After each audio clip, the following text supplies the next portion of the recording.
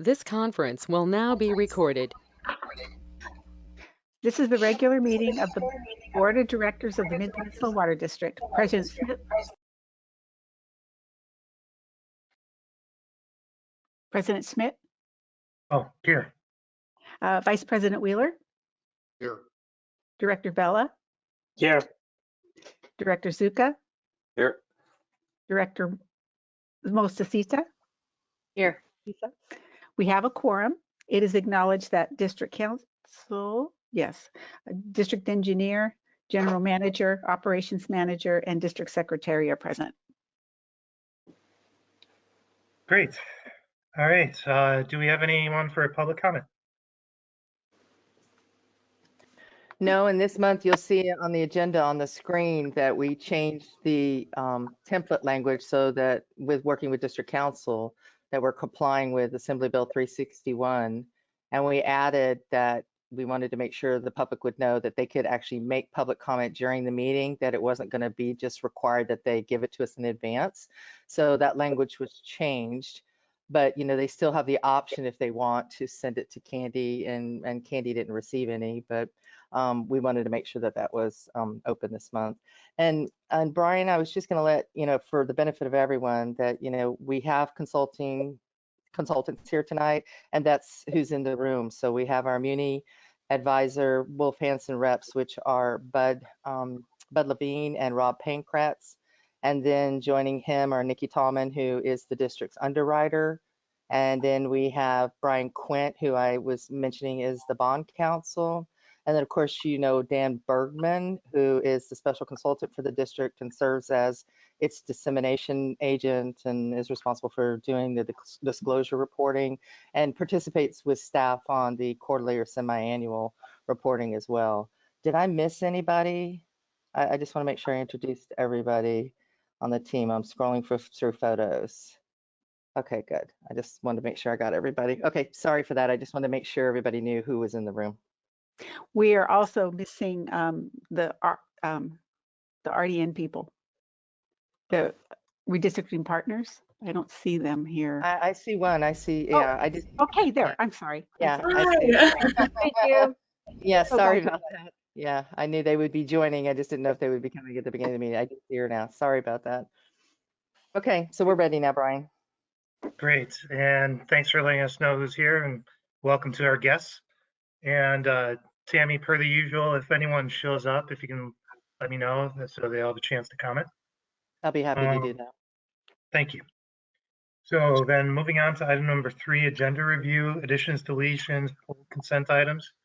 If you have an extensive discussion of consent items, maybe pull them at this point. If you just have questions, we could wait until we get to that item. Does anyone want to change the agenda?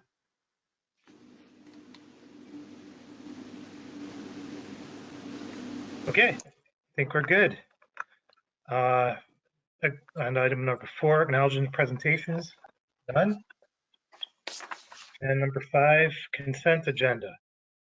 Does anyone have any questions or comments for the consent items?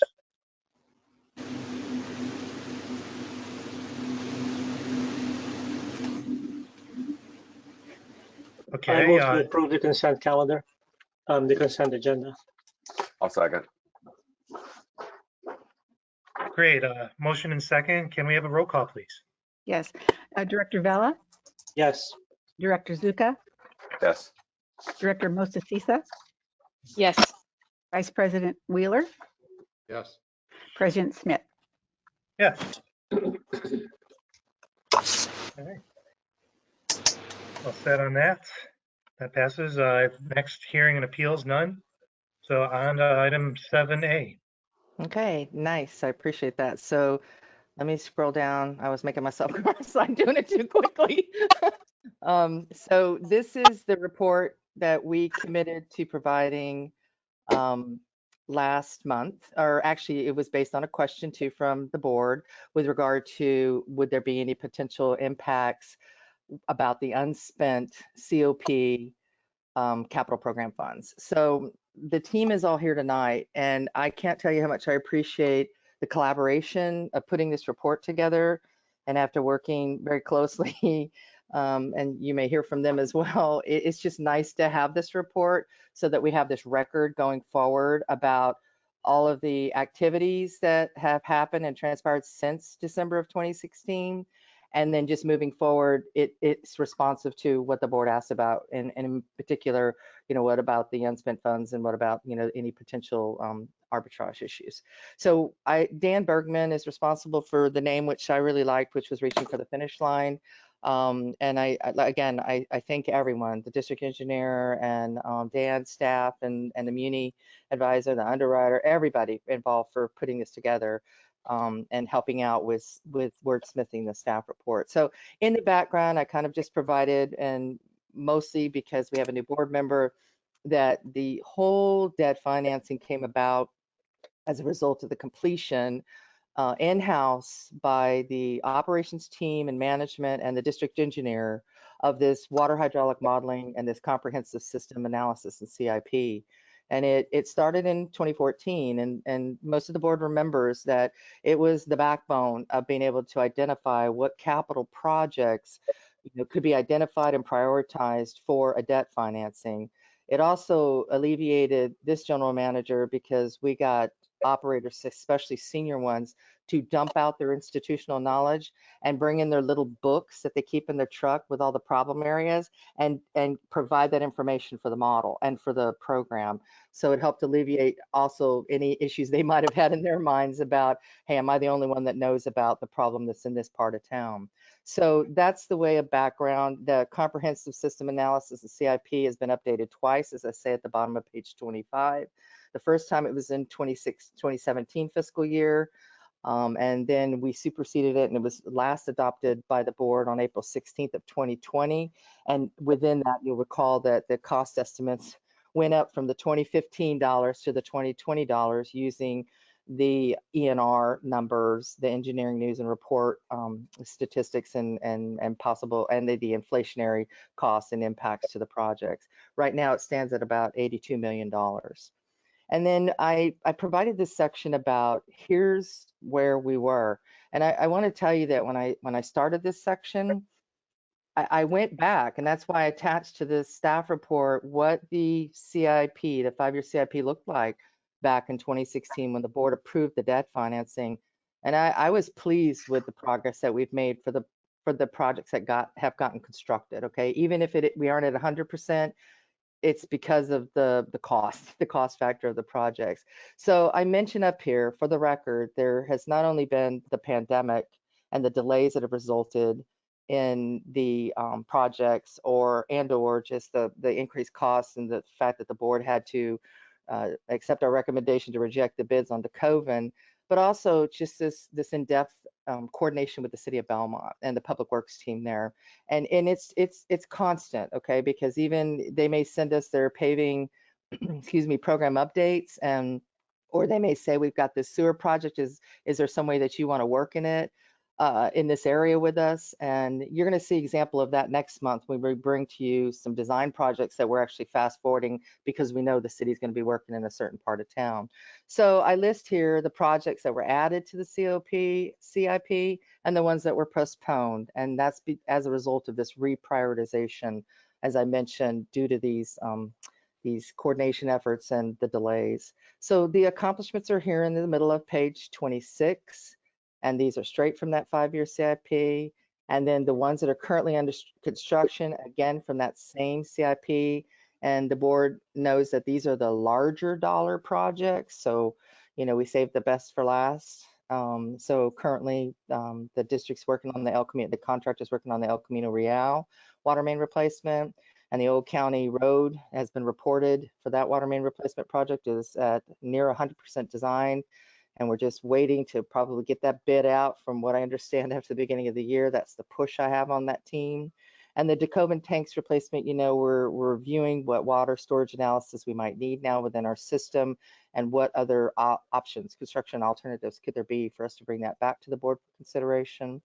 And then the district engineer team is working on the water main replacement and the improvements that are identified in the Belmont Canyon Road, the Hastings Drive, and the Vine Street area. And that's under design as we speak. So in the discussion, I talked to, and this is where we coordinated very heavily with the Muni advisor, and I'm actually going to turn that over to them because they're going to speak much more intelligently about it than I would. But this is where we get down to the meat of the matter of what the board requested. What is the status of the project funds, the unspent ones? And is there any problem for that? And are there any potential impacts as a result of the, any arbitrage impacts that could hit the district? So Bud, did you want to start and then turn it over to Brian? And I'll just let you make that decision, okay? And you're on now. Let me unmute you, Bud. I'm sorry, you had some background, so I had to mute you. My bad. All right, now you're good. Oops, let me unmute you. Well, can you unmute yourself, Bud? I muted you, but uh-oh. I am now unmuted.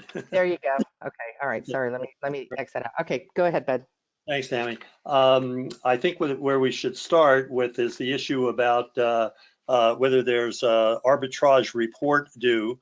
Normally, I would be dealing with describing this to you, but we've got the good benefit of having Brian Quint, who's the bond counsel, who can speak to the legal aspects of it. But the bottom line is arbitrage is if you take the money that you have produced through the issuance of the bonds, that would be money that is in a reserve fund or money in a project fund. And when it's invested, if it's earning an interest rate higher than the interest rate of the bonds, that's called an arbitrage, and that then has to be reported to the IRS and paid back to the IRS. And with that, I'll turn it over to Brian for a more legal discussion of that. Okay, thanks, Bud. Good evening, everybody. So Bud is correct. Because these were tax exempt obligations, there's certain rules that have to be followed. And one of them is that you're not entitled to earn any arbitrage profit. And as Bud indicated, the arbitrage profit is determined by comparing the investment earnings on idle funds to the bond yield. And if you earn more on your investments, you have to rebate to the federal government the difference between what you earned up to the bond yield and after. So if you earned anything beyond the bond yield, you would need to rebate that to the federal government. Now, the requirement is that every 5 years, if you have any rebate to pay, if you have any arbitrage excess earnings that need to be paid, every 5 years you need to pay that to the federal government. There's no requirement that you do any calculation. There's no report that needs to be filed. There's no anything that needs to be done other than you need to pay any excess earnings if you have any.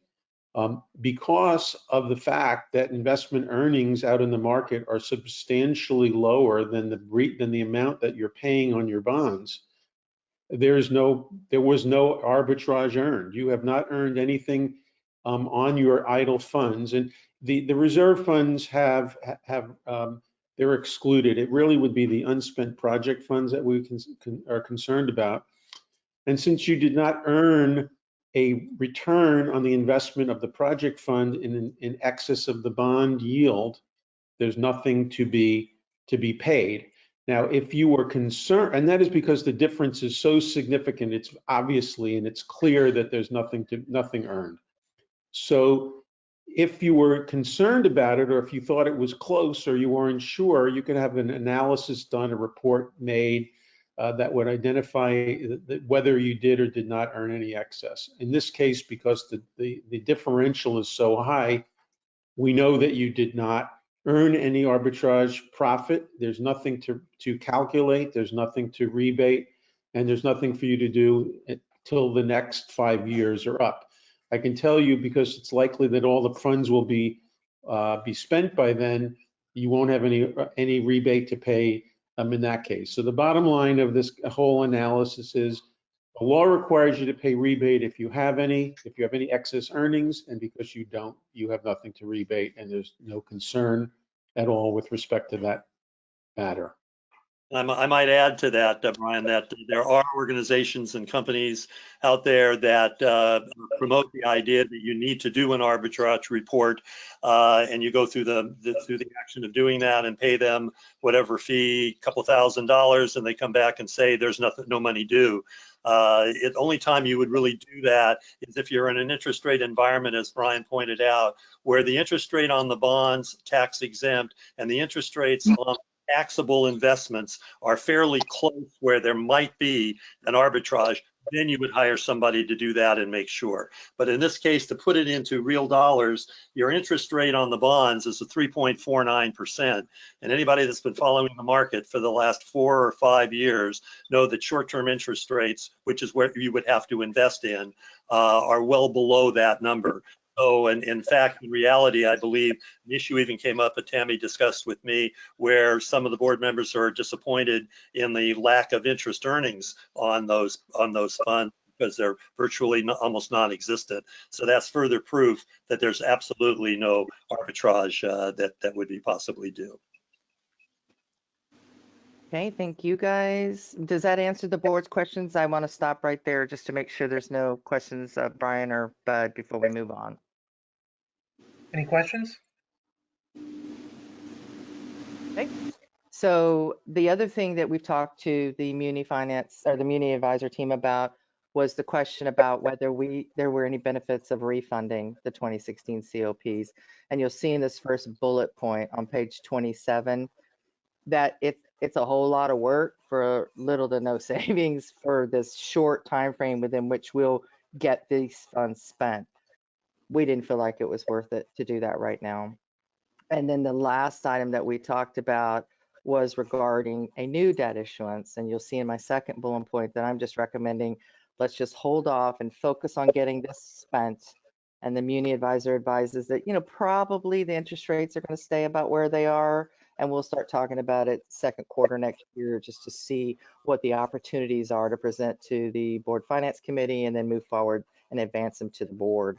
So right now, our focus is getting the projects completed and getting the money spent by December 31st of 2022. So I listed on page 28 other significant accomplishments because I wanted on the record that there's just this monthly activity going. I mean, I'm the one that's responsible. Rena gets all the bills for the COP projects. They come to me. I'm the one that has to sign off on them on behalf of the district, the requisitions.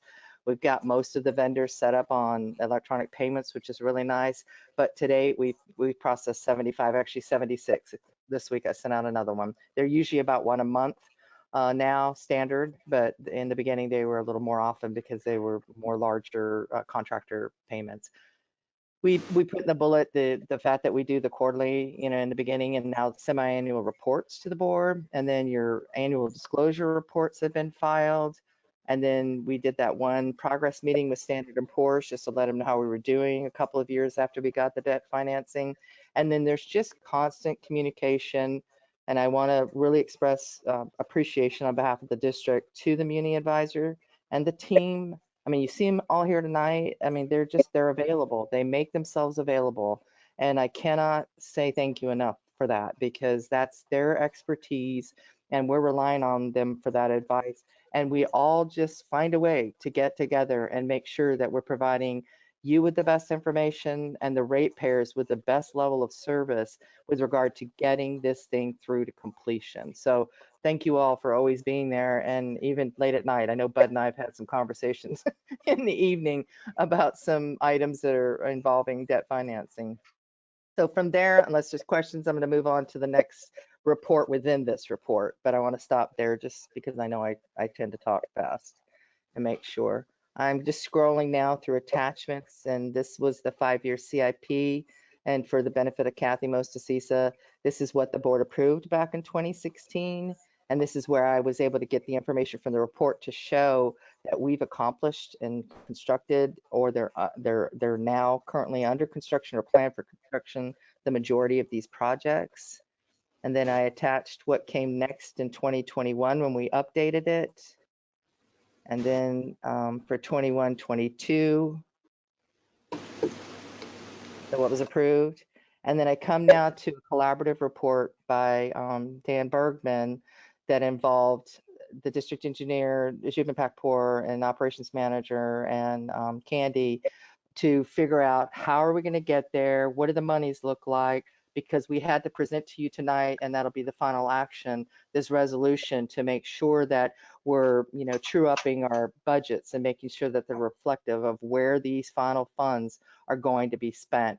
So Dan, you're on, and you just let me know when I need to scroll through, okay? Thank you, Tammy, and good evening to everybody. Tammy, let's go to page 5 of 5 on my report. So this is a good illustration of where we've been and where we need to go. What you can see from the bar chart is over the past 5 years, only about half the COP money has been spent. And what staff is committing to do at this point, because these large projects have basically been held until the end, staff's committing to be able to do the 6 large projects. We'll look at those in a moment. Over the next 14 months, that $9.2 million will be spent over the next 14 months to responsibly utilize the rest of the COP funds without dragging holding those funds on any longer. And then if we go back to the page before that, Tammy. So this is the table that I've shown you through all of the reporting I've done over the past 5 years. Again, my role has been to track exactly the expenditures of the COP funds and changes along the way. This particular table has been modified to show in yellow those 6 projects that will take us to the finish line, essentially. And what I've also held on to here, as Tammy showed you a moment ago, is the original project list under that column heading original that shows the $20,045,000. So district staff has its challenge cut out for it. There's only 6 projects, they're big ticket projects. And I mean, you can see Tammy's already talked about Old County. That alone is $6 million, most of which still needs to be spent. The other adjustment we made with regard to the Colvin Tanks is you're seeing it now as final because it's just a design that's final. So the ending amount is a lot less since it's not including the full cost of the tank replacement as well. So to the extent I do reporting over the next 14 months, what we will be tracking and everyone will be interested in is, are we in fact going to utilize these funds in 14 months? That's what we're looking at now. Tammy? Thank you, Dan. So the next report, and I actually really If I could like. ask a question yeah. on that real quick, Sure, sorry go if I don't mind through the Sure. chair. So one of the big projects obviously is in final design, which is Colvin, and that's reported on this chart anyway.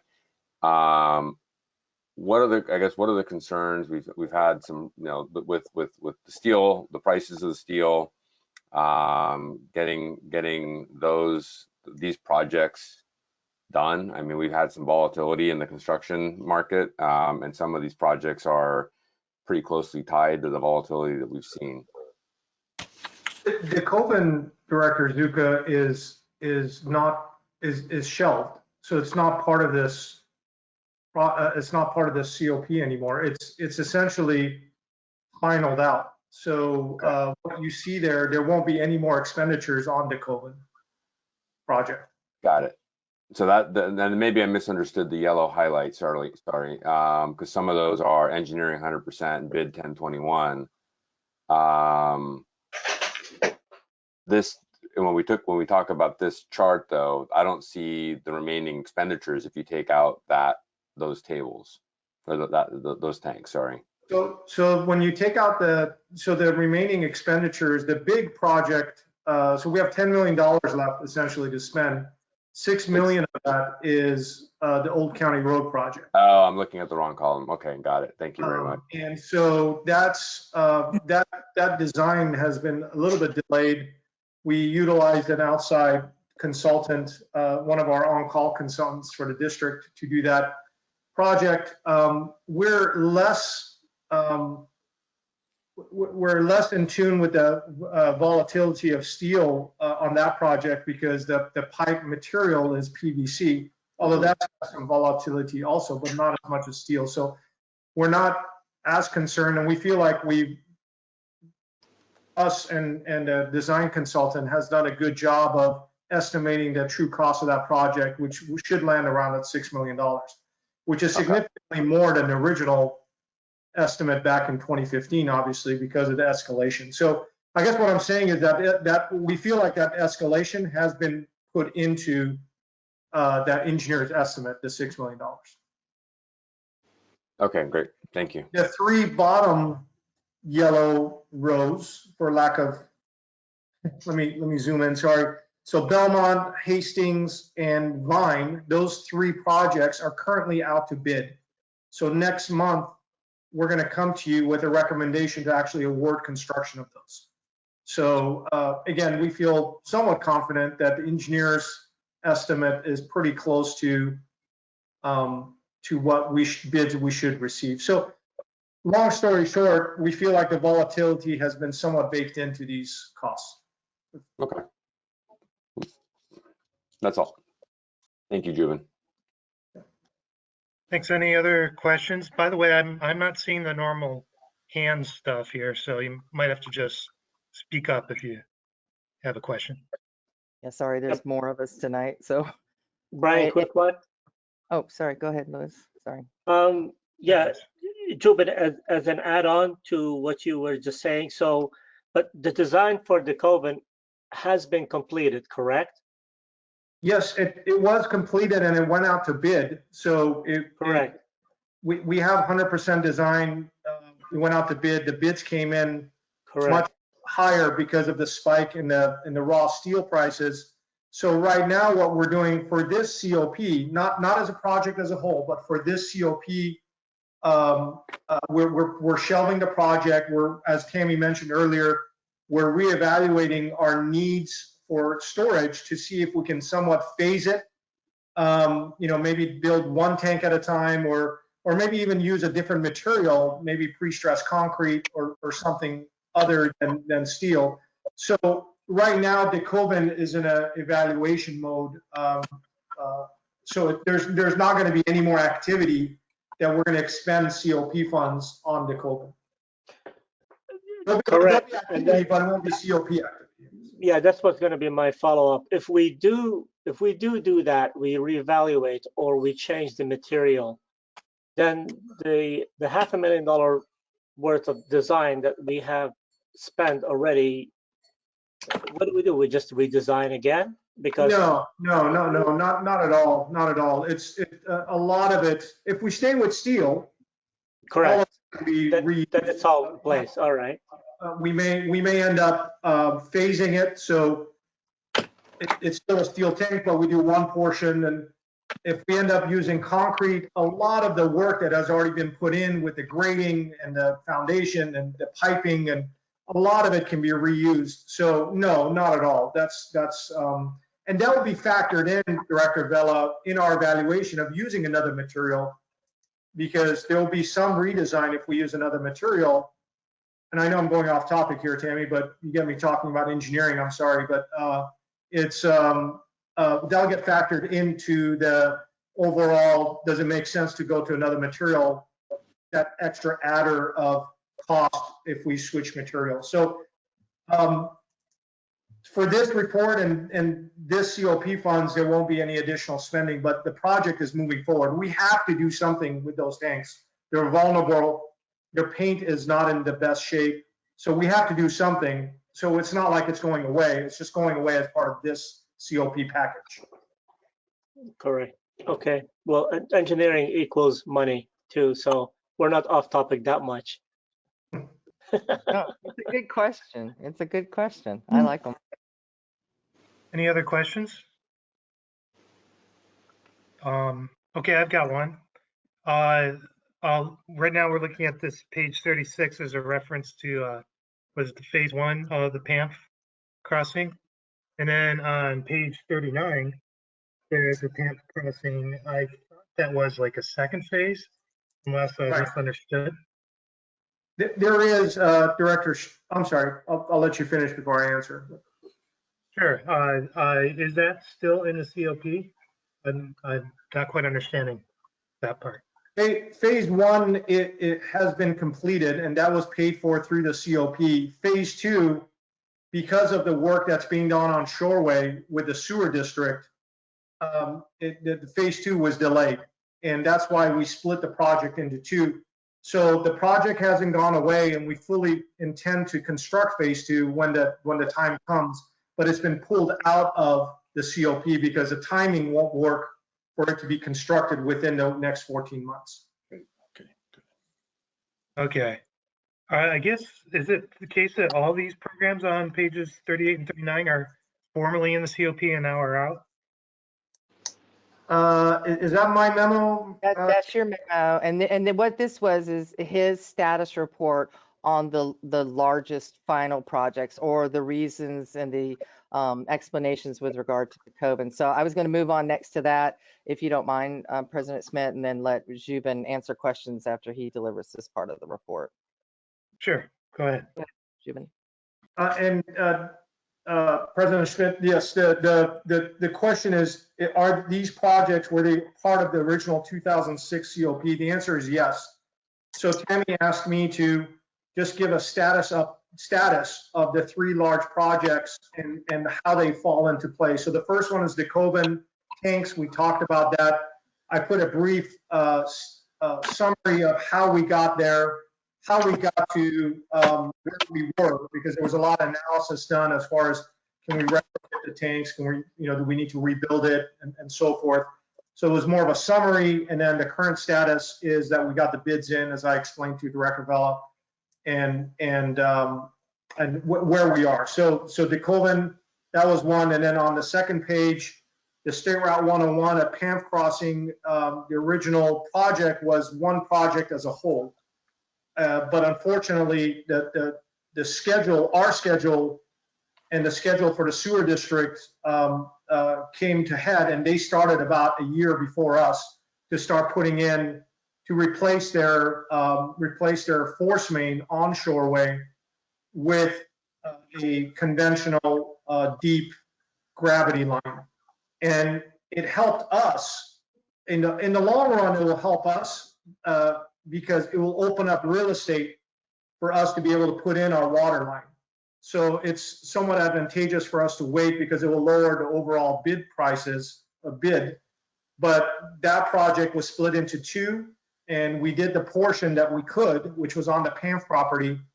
And the reason we did that, as I mentioned in the summary, is because we had an easement through the hospital that was use it or they take it back over like a 10 or 15 year period. So we wanted to get our pipe in that easement so it encumbers it and we could use it in the future.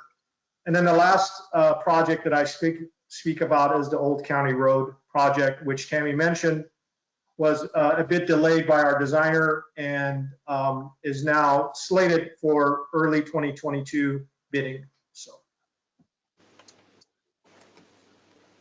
Okay. Any questions? And then the final item is this resolution, 2021. Before we go there, Tammy, if we go back again on 39, one quick question. I see there's some installation of PVC pipe, and I thought that was disfavored. Could you tell me about that? Juben, so PVC. Just that last part, the PVC pipe was what? I'm sorry? Disfavored because. Use it anymore. Yes, so we've actually split the district. PVC is used within the district due to corrosive tendencies of the soil in the flatland area as it gets closer to the bay. So we use ductile iron on the west side of El Camino, and on the west side, we use a different type of pipe that is a little bit more robust in earthquakes and seismic activities. And in the flatlands, we use PVC because of its inherent properties to withstand corrosion. So in this area, we are using PVC pipe. Okay, great, thanks. Okay, and so that leads us to our resolution, as I mentioned earlier, 2021-28. What it does is it amends the budgets that were previously approved. There were projects that were transferred from the PAYGO over to the COP, and that would be Hastings and Belmont and Vine. And then we kept a little bit of money in here for Colvin because there's going to be work by the district engineer with us on this water storage analysis. So I did want to provide for that. But you'll see that these numbers, and I'm sorry that I can't highlight the whole thing, but these numbers in this amended budget that are proposed, starting with El Camino Real at 998,591, will all match up to what we included up here and said that we were going to plan to spend for these projects. We want to make sure that we're just being transparent, that we're not monkeying around with monies, or we're not, trying to stage that, the PAYGO can't afford the projects. We just want to make sure that the budgets are clean and they represent the action that we brought you tonight, and that everything, we could have waited until mid-year to do this, but I just thought that as part of this report, it was just nice to clean it all up and button it up and present it. So this would be what the revenue funded budget looks like. And you'll see it's going from what was approved in May from 2.3 million, I'm sorry, from 4.4 million to 2.3 million. And then the COP budget is going from this 13.7 million to $8.8 million. And we're asking the board to approve this resolution. And that would complete this report unless there's any other comments or questions regarding this item. So any comments or questions before we look for a motion?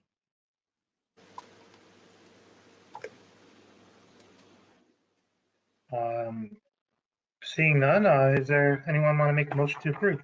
So Brian, before we do that, so basically this is basically the movement of funds, correct, Tammy? Yes, it's identifying the projects that are going to be paid for with revenues, and now cleaning up and showing that these are going to be the projects that get finished by December 31st of 2022. All right. Okay, very good. Thank you. I'll move to approve resolution 2021-28, approving the revised capital budgets for fiscal year 21-22. Second. Got a motion and second. Can we have a vote, please? Director Vella, Yes. Vice President Wheeler, Yes. Director Zuka, Yes. Director Mostasisa, Yes.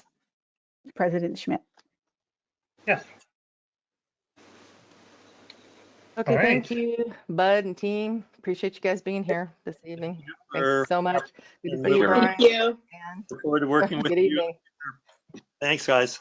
Thank you. Thank you. Thanks, everyone. Director Schmidt, before we move on, can I just make one quick comment Please. on the previous item? 60% of our project, or 60% of what's remaining is in one project in Old County Road. So I wanted to let the board know that the operations, Rena, myself, and Tammy are 100% writing the consultants to make sure that we're going to meet that January deadline to go out to bid.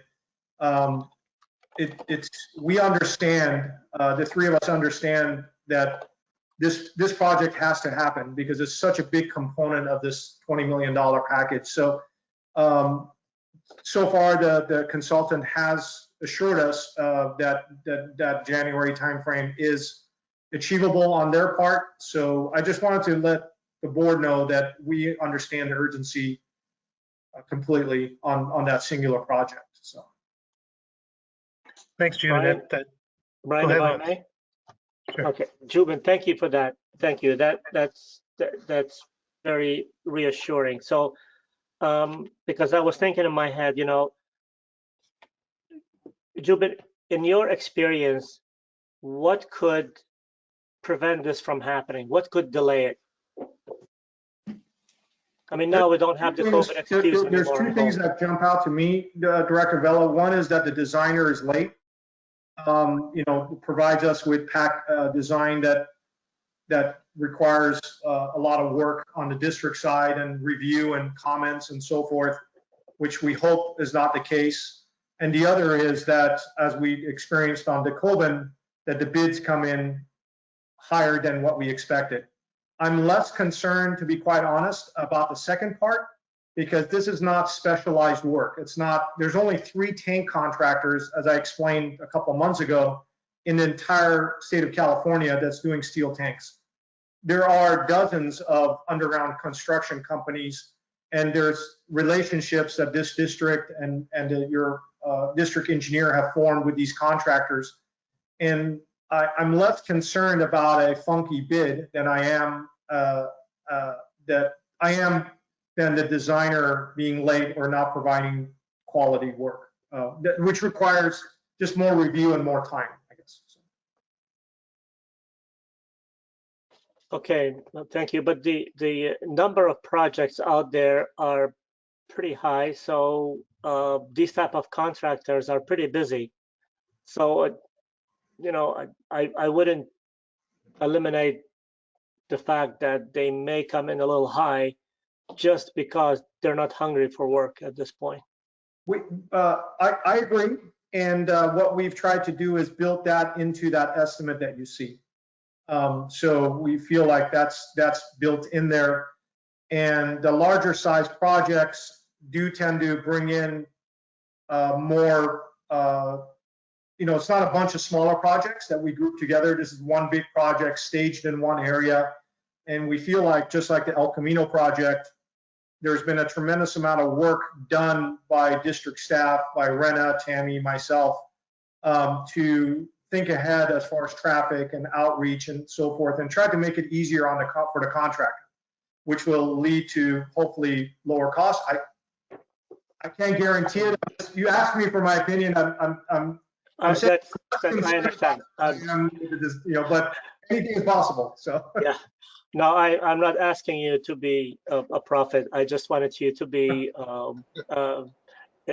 based on your experience, and hopefully, we'll have competition of a lot of contractors that will be interested, because that will give us the true fair value of the work. So we have bids that are opening for those three smaller projects: Vine, Belmont Canyon, Hastings. Those bids are opening on Wednesday, right? So in 6 days, we'll have an idea. We had a really good pre-bid, so there was interest. There was about 6 or 7, I can't remember the exact number, but we had 6 or 7 interested contractors. All of them we knew about. There are known quantities that showed up and are qualified to bid the job. We outreached today to all of them, and all but one expressed that they would be bidding the job. So we're at least going to get 5 or 6 bids for that project. So I feel confident that yes, it is busy.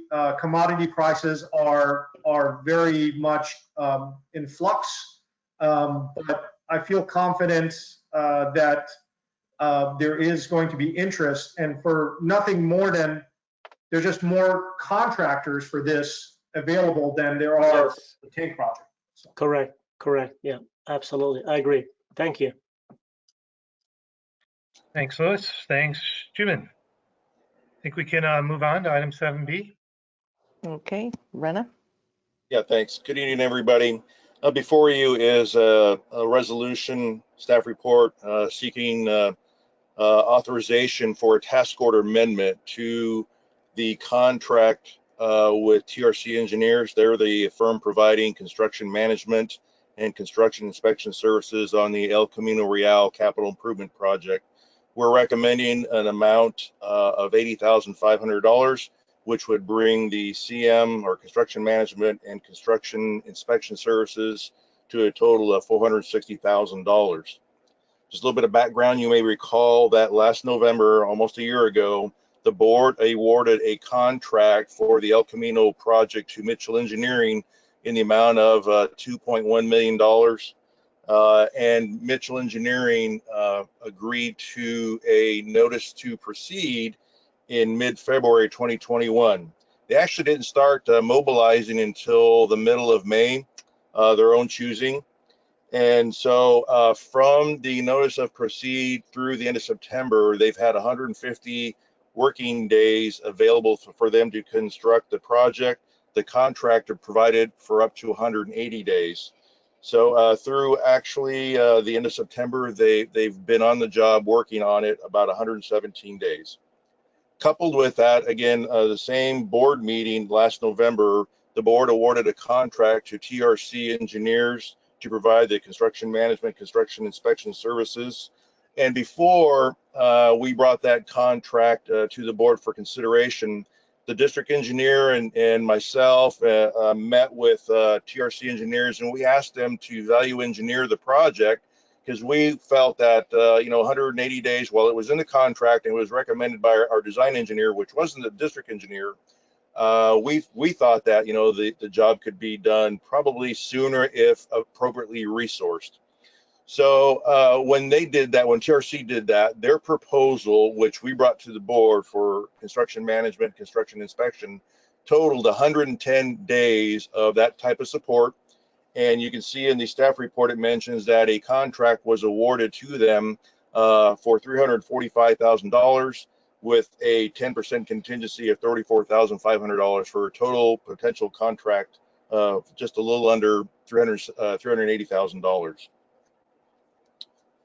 The board, some of the board members who've been with us throughout the entire capital project may remember, and we talked a little bit about it just with a previous agenda item, that the three largest capital projects for the 2016 capital program were the El Camino Real project, the Old County Road project, and then also the project that goes across the Palo Alto Medical Foundation, goes underneath State Route 101 and up Shoreway Road. Those are the three largest projects there. You may recall that back in 2016, we actually recommended to the board that we engage consultants to help us not only with the construction management inspection, but also if we needed to do outreach.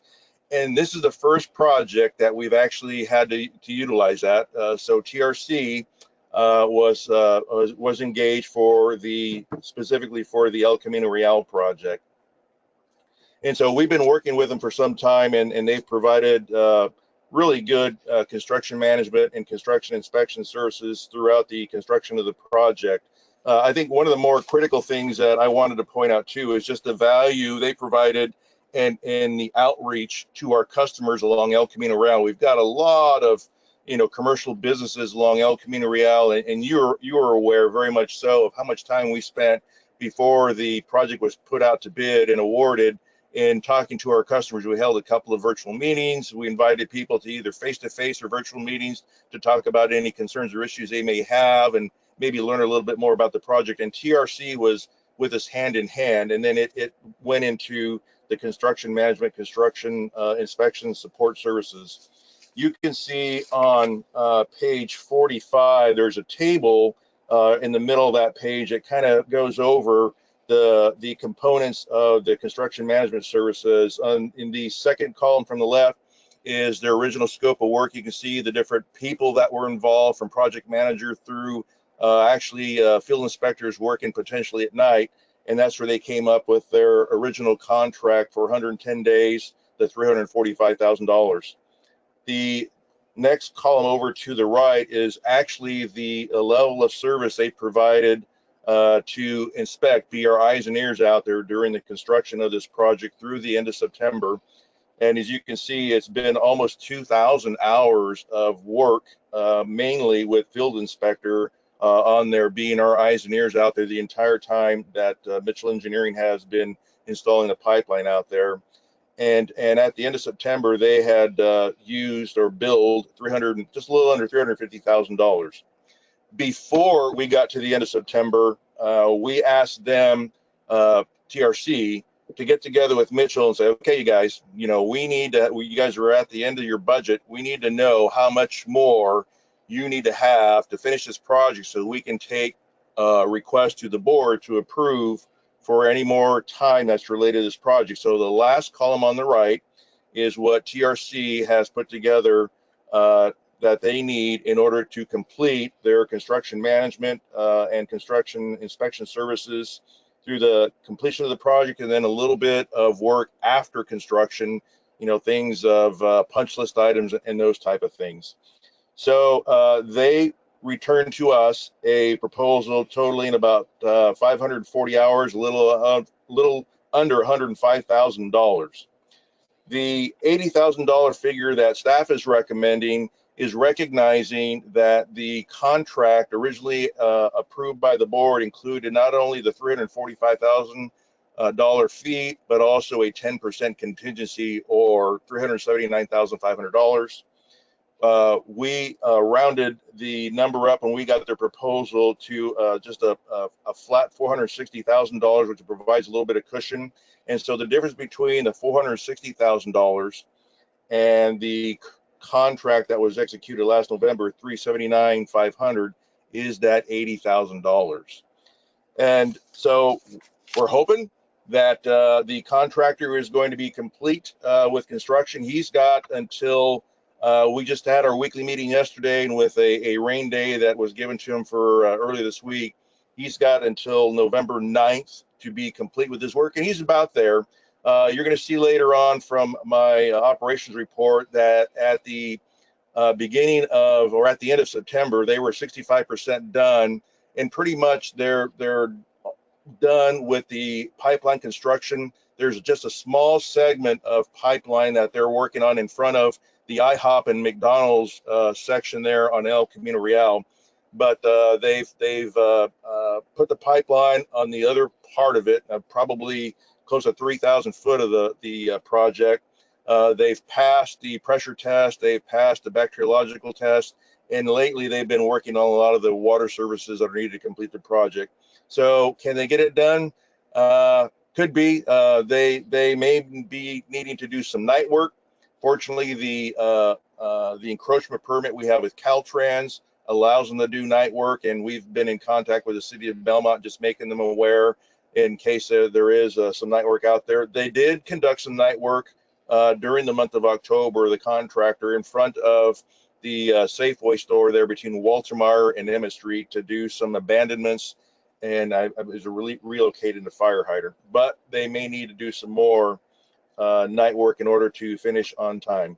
But in the meantime, what we are recommending to the board is that we need to have our eyes and ears out there, and we've pretty much almost exhausted what we had asked for, knowing that we probably could have done the job hopefully a little bit sooner, but it didn't work out that way with the contractor.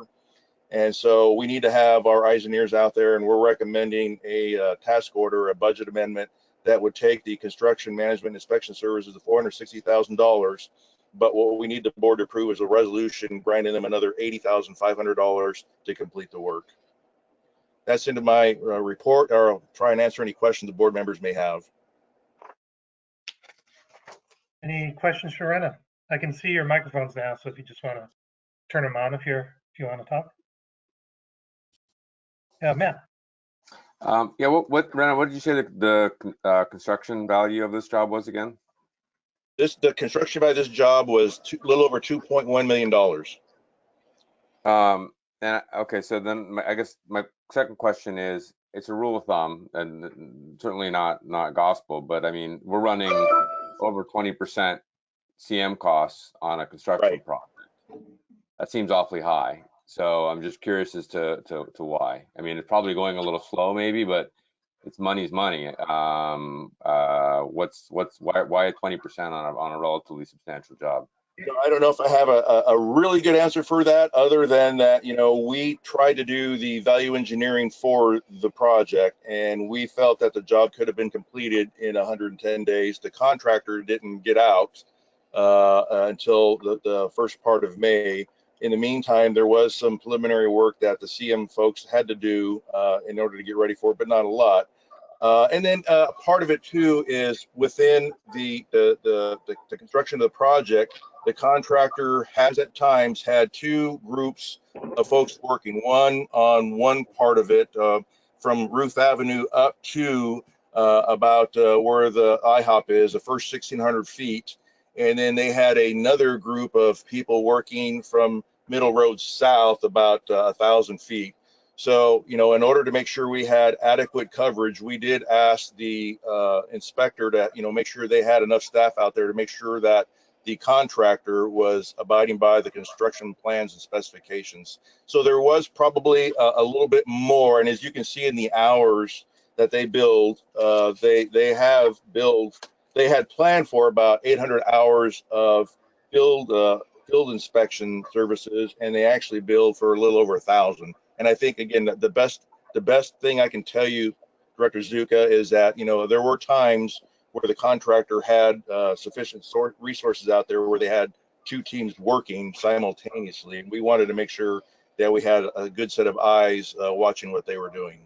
Right, but I guess if you have two teams working, Director Zuka, can I jump in and answer your question also, in that is a rule of thumb. You're absolutely right. In this case, we asked the construction management team to put in a tremendous amount of hours up front for outreach. So really the component that is inflating the cost of this is the upfront outreach that we put on to the construction management team. Oh, that makes sense. Absolutely right. The 15% is a rule of thumb, but what we did was we added scope, which is outside of that 15% rule of thumb. And I want to say, and this Rena kind of touched on this, I have to say, Rena, Tammy, and I were really nervous about this project with all those businesses out there. We did a tremendous amount of planning and outreach and everything, but we were still nervous. And to be quite honest, knock on wood, we're almost done, but we haven't gotten, we've gotten like 1 or 2 complaints, throughout this entire project. We've passed shopping centers with no problems. And so we feel like that outreach money that we spent up front really did pay dividends during the construction. And the other is that this project is in a Caltrans corridor, right? El Camino is Caltrans, so we asked the construction management team, because we don't work with Caltrans, right, as a district, and that's why we hired TRC that does a lot of work, Valley Cooper and now TRC that does a lot of work in Caltrans right away. So there is a added coordination time to work with Caltrans. So those 2 items combined equate to the majority of why this contract is more than the usual amount. But we felt that it was justified because of the coordination with the businesses out there. So. That makes total sense. I mean, the 2 crews out there and more inspection, it just means the work's getting done to me faster. So it doesn't, but having all the CM, outreach is not part of normal CM. All that coordination with Caltrans is an extra cost. So that explains it. Thank you for that, Jubin. And then the second comment I have is, I'll point this out again. I think I mentioned this last meeting, and I just want to be clear about my position on contracts and when they're due to the board. Is the table sort of says, if I'm reading it correctly, that as of September 2021, their fee was $350,000 on a $345,000 budget. So I guess we had a 379,000 was the contingency. Is that correct? Yes. Okay. So I'm guessing then that I just want to where this is right now relative to contingency and actual expenditures relative to budget. I just want to make sure that we're staying ahead of these things and that they're coming to the board before we get to the money being spent and exceeding budgets. So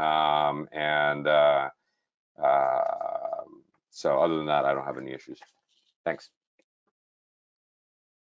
Matt, this Director Zuka, in this case, with the contingency amount that was approved by the board, we're ahead of actual expenditures. So I want to make sure it's clear and pointed out. Yeah, sorry. I took it that way. Thank you. Okay. But I appreciate your comments, Matt, because when we work on Old County Road, that's almost going to be a larger effort, right, with the outreach.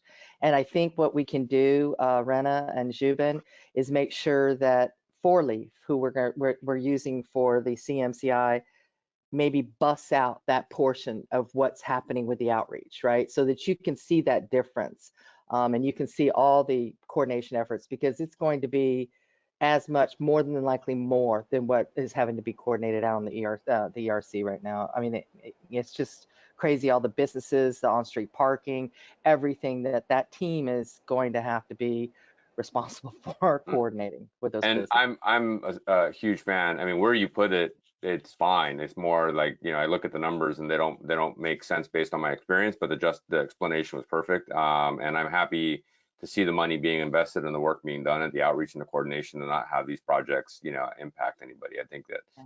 that is what we Thank you, should be sir. doing. So it's money well spent in my mind. Appreciate it. Thank you guys for explaining that to them.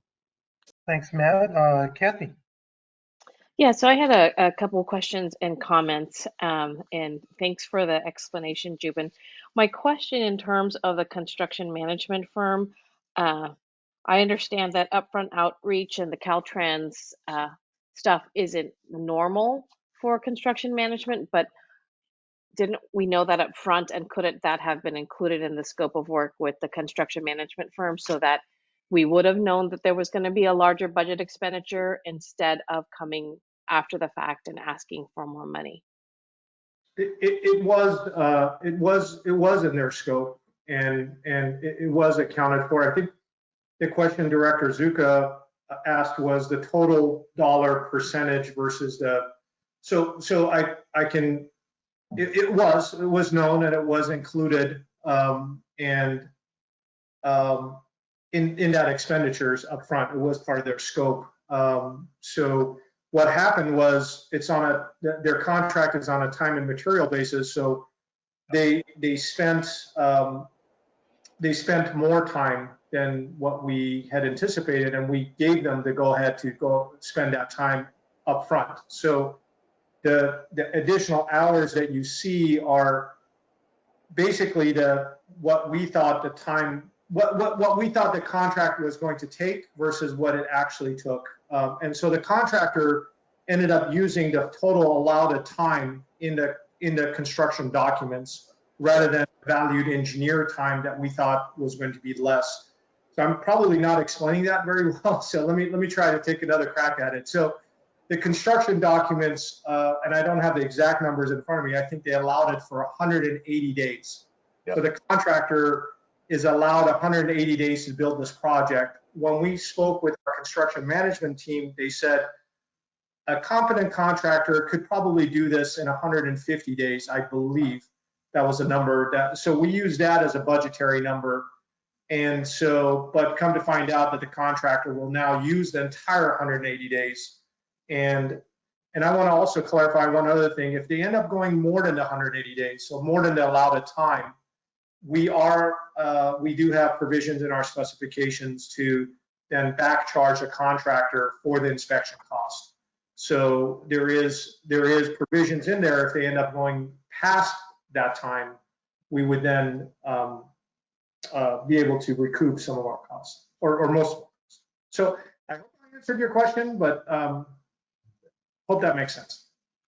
Yeah, it makes sense. I just when I looked at the initial item, it just seemed like a lot of money to go over budget, and so I was trying to understand where the delta was, because if you look at the hours, and I was trying to calculate it, the 540 hours, that's like, if you do a typical 8-hour day, that's like almost 68 days.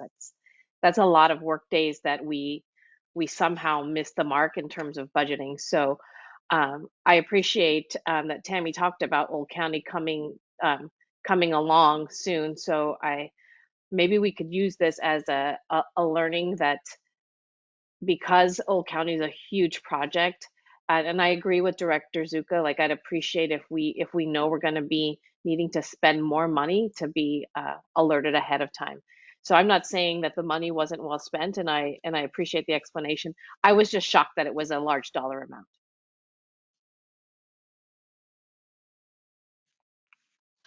Yeah, the best lesson learned on staff part is, I think we're going to budget the construction management team for the full contract allowed for the contractor, rather than try to hope for the best that the contractor might finish early and not use a total number of days. So we're absolutely. Right. And you know, that this isn't my field, but I looked at this and I was like, well, if a contractor said it's going to take them 180 days, why wouldn't they do that? Why wouldn't they use it? And maybe it's not my field, so I don't know.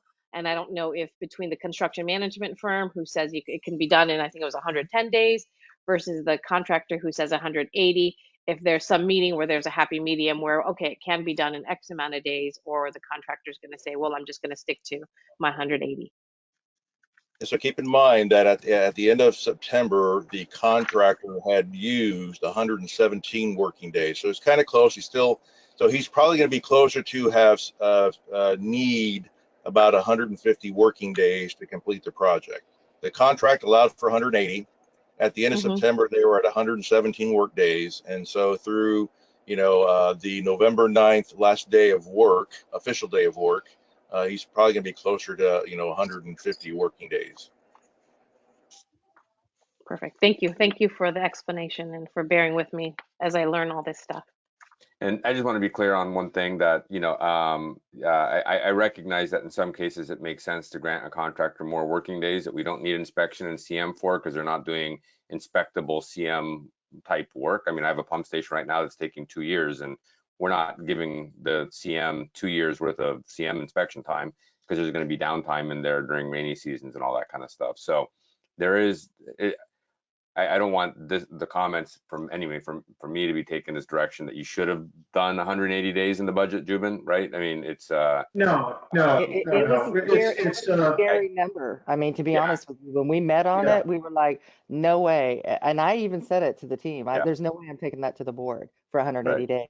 Because we knew, Matt, you're exactly right, that there were going to be accommodations, rain days, all kinds of things built into that 180. So thank you for bringing that up. That's a really valid point. Yeah, we're going, each project is unique, and we're going to do our best to anticipate ahead of time. And so yes, I agree with you, Matt. Any other questions or comments? Louis. Thank you, Brian. Rena and Jubin, I hope you're not surprised that you are going to be asked these questions, right? I think we're all learning. It's not common that we do the CM work, because we came from an area where we were the ones doing the CM work. We were the ones who were doing the inspections, correct? Right. So Exactly. It was either district staff or your district engineering staff, yes, but not an outside consultant. Exactly. So my point here is this. So I'm going to go back in history when the water department used to do everything. They used to design the line, they used to construct it, they used to do the trenching and everything, and laying the pipe and bury it, and that's it, everything. And nobody asked any questions. And the general manager out there directing the backhoe. I'm talking about water department in general. I mean, I've done many years in water districts, and many lives ago, but we used to do everything, and nobody even dared to ask us a question. Because why? Because we knew everything. But things evolved, and we got to a point where we had a system where some of our experienced employees were doing the inspection work. Okay, what will help us, because once we see a change order, when that change order involves money, and that money is substantial, it's obvious that we'll ask questions.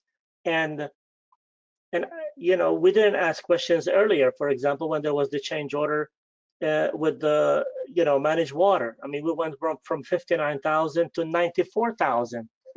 But I'm not going to go there. Okay, I think what will help us, Rena and Jubin, especially Rena, in this table 1, is it will be good to have a few notes under it, asterisk, that because this is new to us, okay?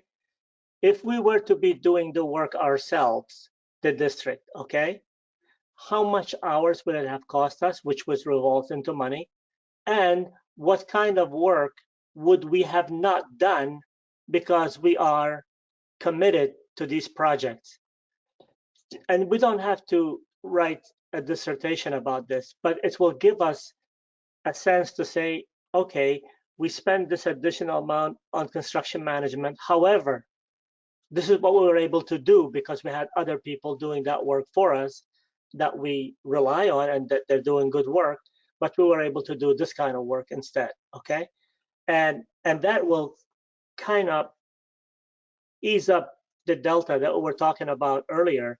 And because we are taking advantage that somebody else is doing that work for us so that we can use our staff to do something else. And plus, in addition to what was said earlier by Director Zuka and Director Mastasira, which is good. I don't want to repeat that. So that was my comment. Thank you. We do agree with what you're saying there, Director Vela, and we took a look at that. And as you know, in the recent past, we've used a couple of staffers, Michael Anderson, who's one of the field supervisors, and then Rick Biscio, who was a lead operator but recently retired.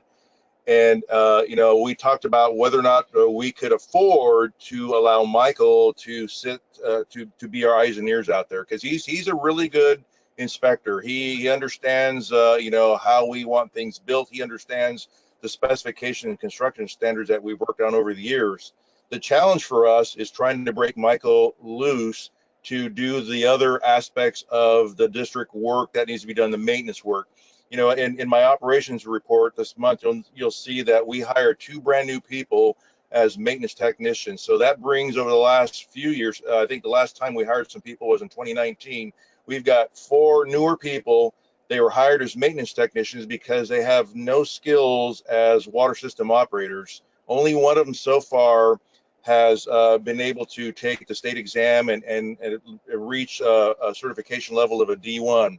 So we need to keep that in mind as well, that our current experienced staff, people like Michael Anderson, who's a supervisor, and Brent Chester, who's another supervisor, and other people like that, we need to have them available to mentor, to raise those other folks that we've just hired to train them to be water system operators. So we get what you're saying there, you know, trying to balance the need to have our own staff, because it would be a lot less expensive to have Michael Anderson out there. But I just don't know if we could afford, or if we'd burn him out in trying to do not only the inspection work out there, because it's a full-time job when the contractor's working out there, and then also trying to be a leader to some brand new people and it's important to us to make sure that our new people get off on the right foot so that they can become, you know, good water system operators like Michael Anderson and Brent Chester and the other folks in the. You might need to turn your camera off, Rena. You're breaking up. Your bandwidth. Director Vela, I'll jump in here also as Rena is frozen in time, but I'm breaking up on. I'd like to just say that we don't have the expertise as a district to work in a state highway, right? El Camino is a state highway, and the reason that just mentioning that we. Oh, sorry. Go ahead, Rena. Maybe not.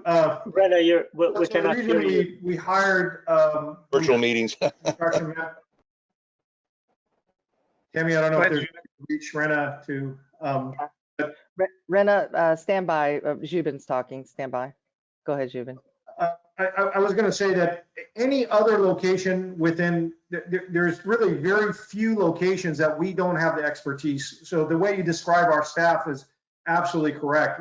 We can design and inspect work in 95% of the district. There are certain locations that we just don't have the expertise to design and build in, and one of them is a state highway.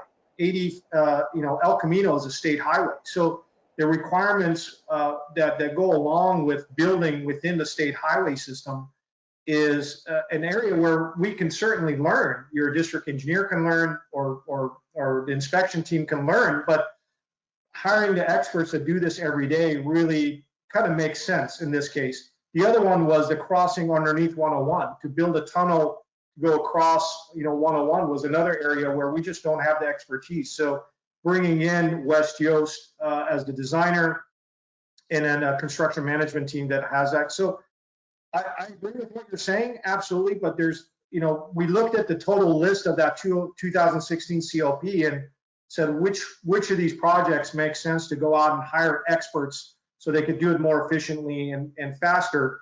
And lastly, you kind of touched on this a bit, but there was a lot of concurrent projects going on, right? So as these projects were being designed, your district engineering office was designing and putting out and constructing projects in parallel. And so a lot of that was happening also, versus doing one project at a time. So. Perfectly understood. And, you know, the question was not basically how or why we hired these experts, because it's understood that sometimes, and you are smart, we are smart when we realize that there is certain expertise that is needed. And Highway 82, El Camino Real is a perfect example, you know, that it needs a certain expertise to do that. And you'll be wise to realize that when you don't have the expertise, that you go out and find it somewhere else, and you have to pay for it. That is why I said it will be good. So something like that would have been great in this one line in this report. So then you justify why you're doing what you're doing, and because of that, it's costing us an amount. But then there's a delta, and the delta is because of this, and that, and that's all. I mean, we are not going to, you know, deny something that is properly documented and carefully justifiable. The thing is that if it's not as explained and the chart do not show, then obviously the questions will come up, and we will ask them, and because ultimately, you know, the buck stops somewhere. So, okay, that's it. I appreciate the explanation. Thank you. Thanks, Louis. Any other comments before we go to the resolutions? If not, do we have a motion for the resolution? I'll be happy. I'll be happy to second Director Zuka. So, Matt, you're on. Matt made the motion and Louis the second. Okay. Can we do a roll call vote, please? Director Zuka? Yes. Director Vella? Yes. Director Mostacida? Yes. Vice President Wheeler? Yes. And President Schmidt? Yes. Great. Moving on to item 8A. So this is Candy and Kimmy show. So Candy, you want to start it out? Sure. So this evening we will welcome Kay. I don't want to butcher your last name. Montplaisir.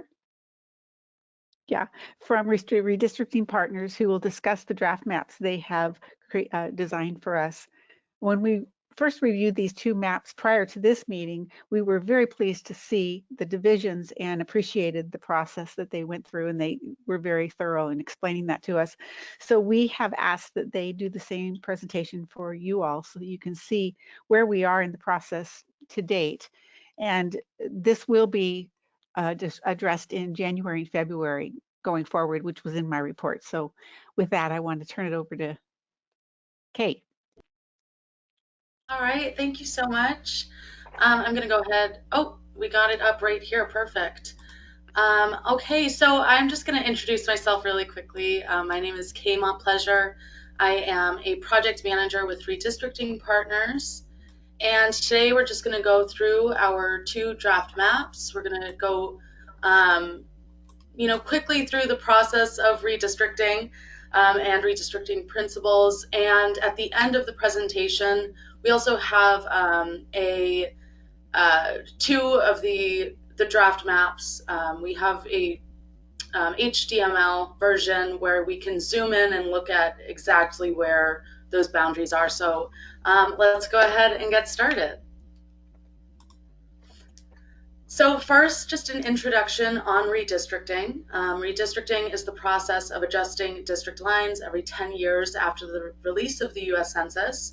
And when people usually think of redistricting, they think of congressional and state legislative redistricting, but special districts like water districts like Mid-Peninsula need to also go through the same process.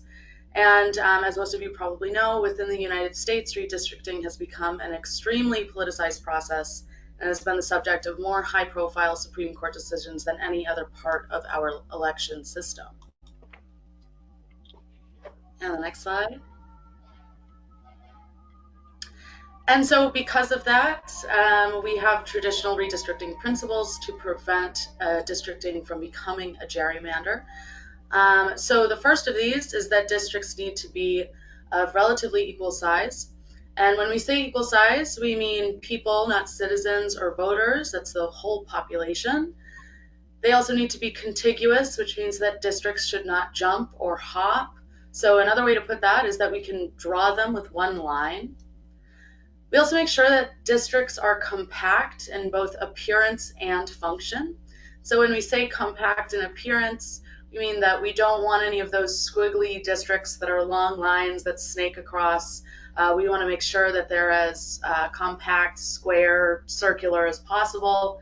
And then when we say compact in function, it means that there are some communities that may look like they're close together, but there may be rivers or mountains that go through those, and those communities are actually much more separate than they look like on a flat map. So we need to make sure that we're keeping districts compact in both appearance and function. Next, we need to make sure that districts maintain communities of interest. Oh, I'm sorry, thank you. So we need to make sure that districts maintain communities of interest. So a community of interest is a group of people. It could be a neighborhood, a group of people that speak the same language, a school district. There are many examples of what a community of interest could be, but it's really a group of people that would benefit from being maintained in the same district. And then following city, county, and local government lines is also important in the redistricting process. And we can go ahead to that next slide. So we have 2 draft plans for you today, and we are going to go ahead and go through them now. Go to the next slide. So first we have draft plan 1. And this district creates a large Division 1 that encompasses the western portion of the Mid-Peninsula Water District, and it keeps most of the population west of El Camino real in District 1. And Division 3 was constructed to encircle the university. District 5, the Green District, draws the most eastern portion of the agency into one division and aligns to the hills. And Divisions 2 and 4 were then drawn to use major streets and allow for a total plan deviation below 10%. And we can go ahead to the next slide. So here you can just see the populations of each of the divisions as well as the deviations. So we have pretty equal populations here, and if we go to the next slide, we can see that the total deviation is 7.3%. So the way that we get the total deviation for the Mid-Peninsula Water District as a whole is by adding the absolute values of the highest deviations. So the highest deviations here are 4.7% and negative 2.6%. So we add those absolute values and we get total deviation of 7.3, which is well under that 10% maximum deviation. We can go ahead to the next slide.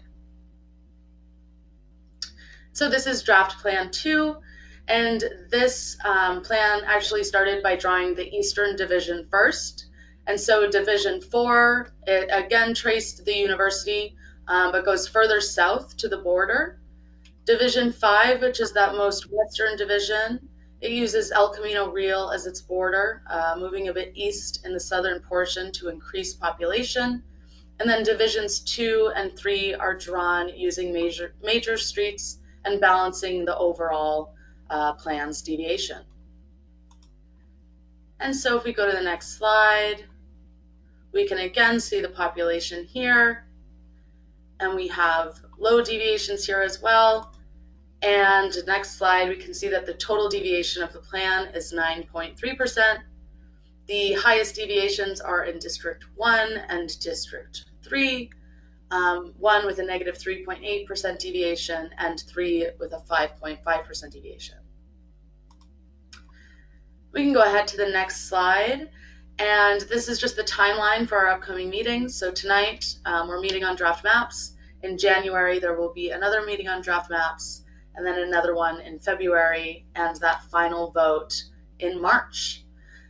And so that is the end of the presentation, and I'll take any questions now, if we have any, before we check out those drafts in the HTML form so we can look at the borders, if that's something you all want to do. Are there any questions?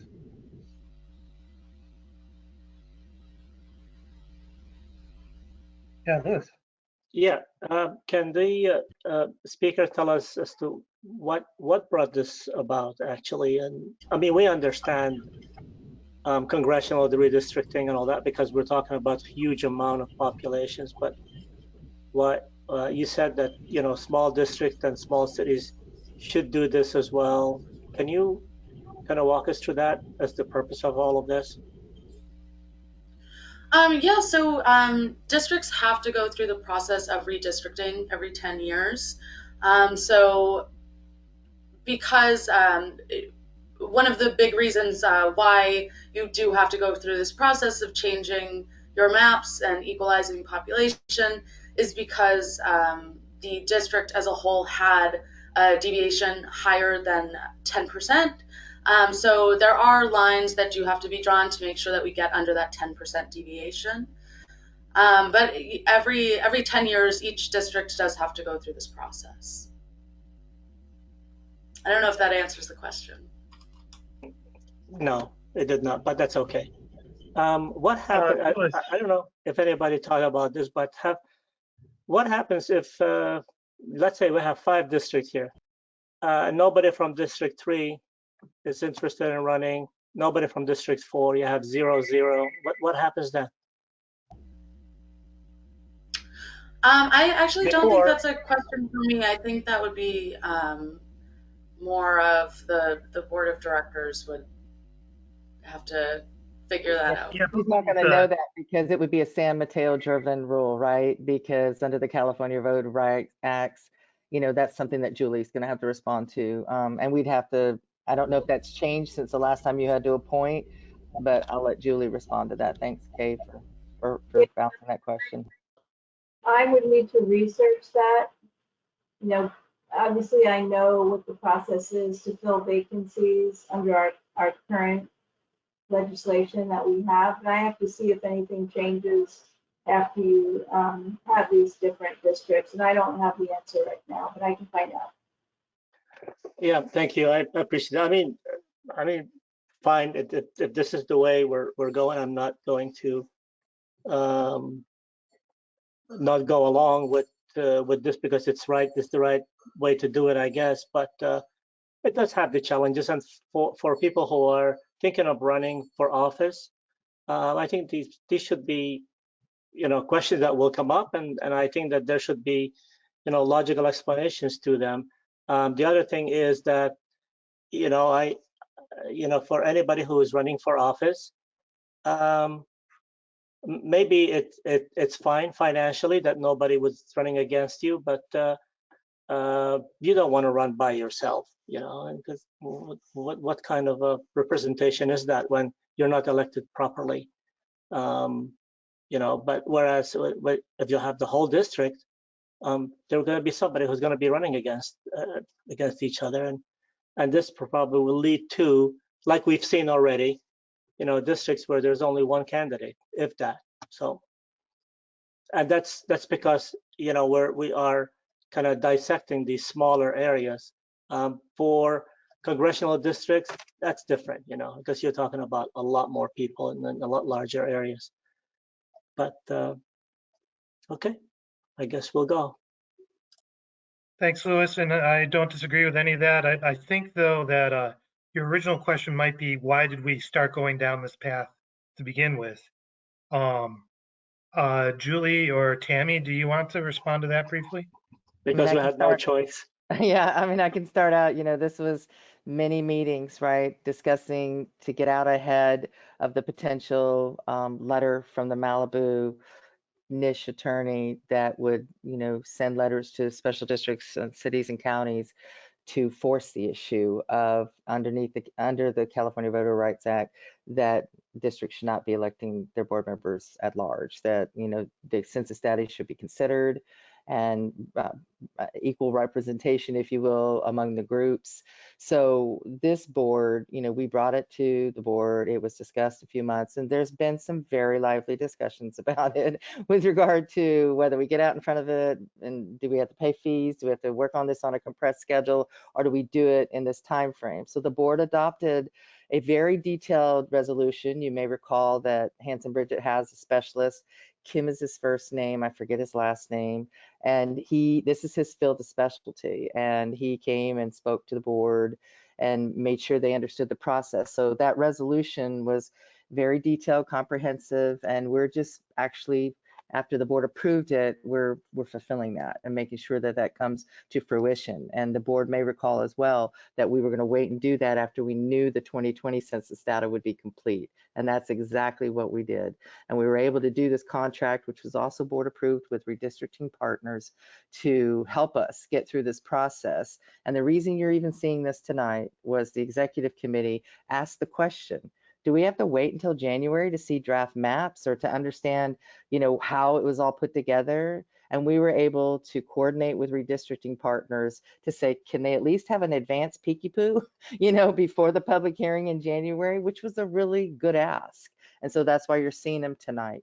And so that you would know that there's right now these two plans, and there's certainly discussion that can happen if the board didn't like these, or if the board wanted to consider a third plan for them to be brought back in January. So I hope that wasn't too long-winded. Or Julie, if you have anything else that you wanted to add. No, you covered it, Tammy. I mean, I think that the main takeaways are we were very likely to get the letter that is coming around, right, to the different public agencies on the peninsula and all over California. Really, it was just a matter of time. And we looked at the pros and cons of waiting for that letter versus getting out in front. And it would have been more expensive to wait if we received the letter, because then you have to pay fees to the plaintiff firm. And then you have a very tight schedule to adopt your maps. And we didn't want to be, subject to that tight schedule. We wanted to do it thoughtfully and take our time. So that's why the board decided to do this process. Thanks, Julie. Okay, I think we had Kirk first and then Matt. Yeah, you had mentioned that treating the entire district as one district would have a higher deviation than what we're getting with the 5 divisions. I'm not sure I understand what the number is that you're getting if everybody's in one big district. So the deviations can be a little confusing sometimes.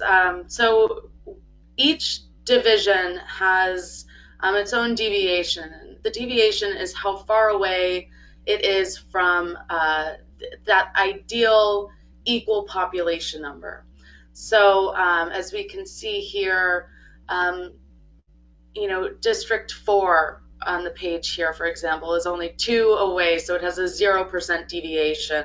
It's very close to that ideal number to have complete equal populations. But we don't always want a 0% deviation, because we want to consider all of those other redistricting principles, like communities of interest, and making sure that our districts are contiguous and compact, and that they make sense. So we have that 10% maximum number to account for all of those other instances and all of those other principles that are really important to redistricting. So the 10% deviation is for the total district. So all 5 of the divisions combined have a total deviation of a maximum of 10%. So when we add the 2 highest deviations We do the absolute values of them, and that's how we get the total deviation for the district. I hope that didn't sound like I was talking in circles, but that's how we get that total deviation of hopefully under 10%. Okay, I misunderstood because I thought you were talking about what the basic in unfairness associated with having 5 people for the entire district was discriminatory or could be discriminatory in some way. And this didn't address that question. This is how they're divided up. So, Yes, yes. How close are they to that equal population number? right. And it doesn't address whether or not people are getting a fair representation with the people who were elected or not. It's just following the law as it's written that suggests that we should be in sub-districts or divisions. Yeah, I see. Thank you. Thanks, Kirk. Matt? Yeah, a couple of questions. One, I think, and this is maybe more a comment on future maps, that it might be useful to see the actual demarcation of what was being used to draw the line, because on one of them, maybe it's a street, maybe it's an actual census tract, maybe it's something else, I don't know. But this one's got sort of some interesting forks that may or may not align with roads, and some and I don't know how to convey that. Maybe at some point we can go through and maybe not tonight, but go through and understand these are the boundaries that were used in the different zones. That might be informative. I just don't know. They look relatively uniform, but then we've got at the perimeter, you know, some jagginess, for lack of a better technical term. Absolutely. So the reason why it does look so jagged, we have some, you know, like shark fins in here. The reason it looks like that is because there aren't a lot of census blocks that are straight lines. You have a lot of hills and curvy roads, and so it creates census blocks that are also curvy. So we tried to get as close as we could to making them look nice and uniform. But this was what made most sense, and we had a lot of, yeah, you have a lot of curvy census blocks. Yeah, no, it didn't look to me when looking at them like there was anything out of, you know, that couldn't make sense but I just can't see the underlying thought, and I don't know how deep we need to get into that, but I think it would be interesting to at least have another layer or two down of detail as we go forward into future map reviews to understand what those borders look like, and where it's a road, where it's a census tract, where it's this or where it's that. Maybe it's all census tract and it's an easy answer. But I And think I also, I'm happy if we don't have any more questions at the moment, I am happy to go in and show you exactly where these boundary lines I are. do have one more question. Yeah, And absolutely. it was more related to sort of ethnicity and deviations related to that, and how these track or don't track, or was that analyzed or not analyzed? It looks like it was just on total population. And so I'm just curious as to whether or not, and it doesn't have to be tonight, but as part of this, what is the process for addressing that? What is the process for are adjustments made because of that, or is it really just the total population? Yeah, so in both of the draft maps, we do not have any citizen voting age populations or CVAPs over 50%. So when they're over 50%, that's when you know, VRA comes in. But we did not have any of the districts have either Latino, Asian, or Black CVAP that were over 50%. So if you can actually see in both of the plans, in these right here, but where it gives you this data table, you can see the CVAP at the bottom, and it breaks down the citizen voting age population of those three ethnicity groups. Great, thank you. That's all I had. I don't see any other questions if you want to. Oh, Louis, did you have a thought? Yeah, to the attorney. So who is the ultimate authority on whether the districts are contiguous or not, whether they are straight lines, whether they are they have squiggly lines that are acceptable to some but not others? Who has that you know, I don't know, judge like power to say this is right and that is wrong? Who are these people? I'm getting outside my area of expertise, Louis.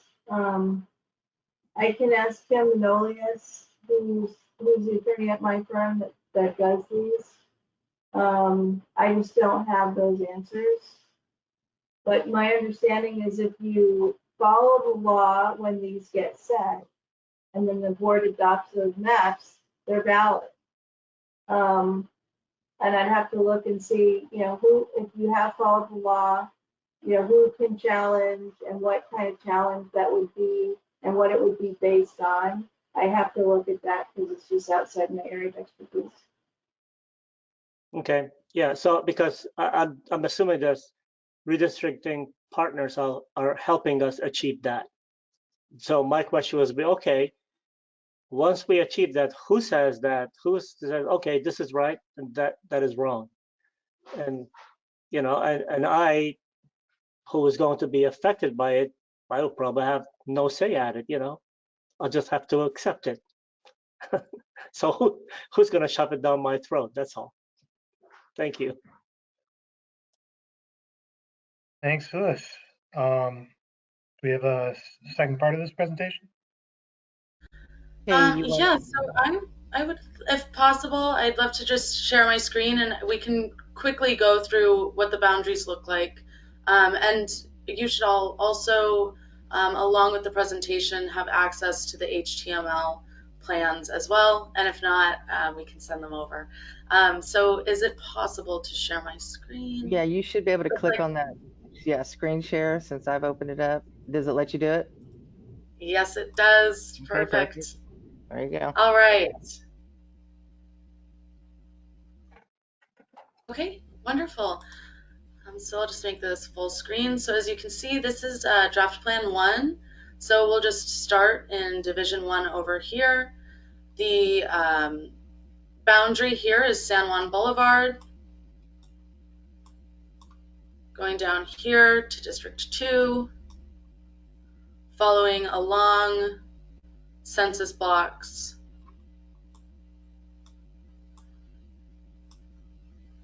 Going down Carl Lamp Drive. Coming up over here to Hastings.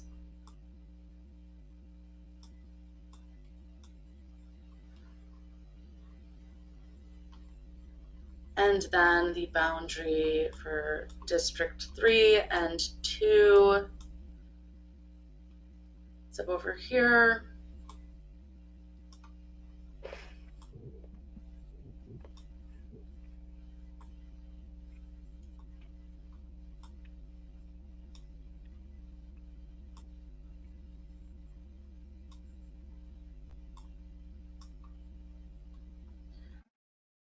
And then where 2, 3, and 4 meet is this Notre Dame Avenue. Goes down Notre Dame over to Ralston. And then we meet District 5 over here. So following this Chula Vista Drive. Finishing up here. And then, ooh, way out. And then the 3 and 4 boundary goes down Miller Avenue. Over to Notre Dame. And then meets in the middle over here. So that is draft plan 1. And then draft plan 2, just a little bit different. We've got the same boundary between this one, San Juan Boulevard, comes down, meets District 2. This is a bit different here. And then going down Carlmont Drive again, coming up Hastings, and ending here. And then between 3 and 2,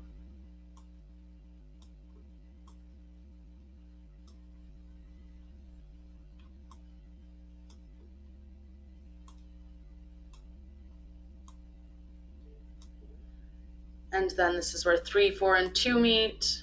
So 3 and 4's boundary is up Folger Drive to Notre Dame.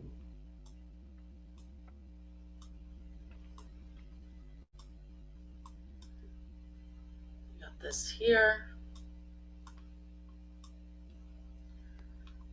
And then the boundary for 4 and 2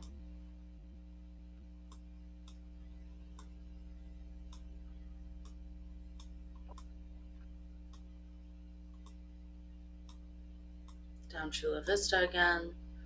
And that's the same on both. And then let's finish up with 4 and 5. So we're going up Sunny Slope.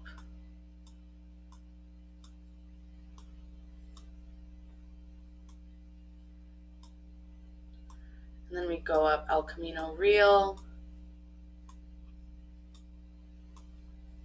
and keep that boundary until the end of the district.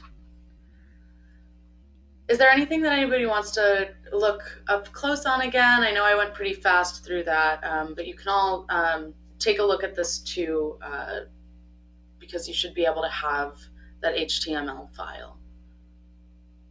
Candy has those and she can forward those to the board if you're interested in, going through them yourselves and seeing where those boundaries are. Yeah, Candy, why don't you go ahead and send that to everybody? Yep. Does anyone have any requests right now? Or questions? Cool, Okay. Kay, if you'll just stop sharing, then it'll flick back. Thank you so much. Let's do this. Thank you. So no more questions on this item. This was just a report, just to give you this preliminary data. There's no action on this item required tonight. Okay, and can you remind us when the next action is on this? It is January, the January board meeting, the regular board meeting will be the first public hearing. And the second public hearing is scheduled for February 24th. So January 27th, first public hearing, second public hearing on February 24th. With the intent to bring back the final maps for adoption by the board on March 24th of 2022. Great, thanks. We're all done. Thank you, Kay. Yep, thanks, Kay and Candy. Thank you. And again, these are draft maps, so any feedback is very much welcome, and we want you to take a look and give us any feedback that you have. So thank you so much. We'll see you all soon. Nice meeting you. Kay. Thank you for tonight. Yeah, thank you. Thanks, Candy, as well. So where are we? We're on 8B, professional services contract. And Okay. I'd like to handle it slightly differently because Kirk and I met and talked to Tammy about it. So Tammy, maybe I think what we'll do is have Tammy talk first. Kirk and I can add anything, and then we'll open it up to the board. Very good. Thank you. That's great. Great. Thanks for that introduction too. So this is the result of the district's request for proposal for executive search firms for the district's next general manager upon my retirement in 2023. So we got 5, as I say in the background, out of the 10 that I sent. I had communicated with the board last month that 2 of them, they didn't have the bandwidth to do the recruitment. And then out of the remaining 8, we got 5 responses. They're listed here on page 79. And then I provided what the prices came in at. And then I actually coordinated a meeting with the board's executive committee, like Brian mentioned, to talk about, our individual reviews of them and were they supportive of what I would recommend for a contract award, our staff would recommend as a contract award. And based on that, CPS HR Consulting, to me, moved up the list and to the front of the list for these reasons that I've put in a bullet list on page 80. I have, and I wanted to report tonight that I have reached out to their 3 references that they listed in their proposal, and I've gotten back 1 response so far. So I'm continuing to follow up with those folks. And they, the one that responded said they did a really excellent job. They were honest about, one of the processes during the COVID went a little slower or might not have been as smooth as it could have been if COVID wouldn't have been there. So they were honest with that feedback, but they still said that they would recommend them, that they did a good job and they stayed within their budget. So CPS is asking for $25,000 and that includes their expenses. And so that's the resolution and the contract that is attached. I made a comment that they had a few exceptions to the agreement, which were very minor and worked out between district council and I. And I've gotten no feedback since we've been able to modify very minor edits with regard to their comments and sent that to them, and they had their legal team review it. So we're recommending that tonight. And then Brian, I'll let you and Kirk, chime in or jump in at this point. Okay, thanks. So what I wanted to add primarily is that after Tammy had gone through this and made her suggestion for this firm, I added that I have some experience with the firm. It was sufficiently long ago that I had to contact the firm and confirm it, but I remembered and it was a very positive experience. And I also, from looking on their experience list, realized I knew some other folks on the list. So these weren't their people they put on the referrals, just the agencies that they had done placements at before. So I contacted them, 3 different people, one of whom was two of whom were board members, and one was a person who was recruited. And all of them had very good things to say. So, and then finally, Pam Derby, who is the manager of this process, was a person who I had worked with at CPS HR. She was a step below, apparently, when I worked with her years ago. So I think I get the impression she isn't going to be quite as hands-on this time around. It would be, I guess, Andrew Nelson, who would be the person more hands-on. But anyway, that's my feedback. So I'm looks pretty good to me, frankly. Kirk, do you want to add anything? Just that I like their proposal. They seem to put a lot more effort into defining what the scope of work of the process was going to be and what their coordination was going to be. So it's less of a, call it boilerplate product in the proposal. And they also seem to have a larger group of recruiting specialists than a couple of the other firms. So I was happy with the selection. Okay, thanks, Kirk. Let's throw this open to discussion. Any questions or comments? Louis. Yeah, to you, Brian and Kirk, when you went through the process, does something jump out to you that you saw that maybe Colvin Associates, who we all know, and Bob Murray, I don't know, I'm sure most of you know, I know very, very well that firm. We've used them many, many times. Did something jump at you that they were inferior to CPS?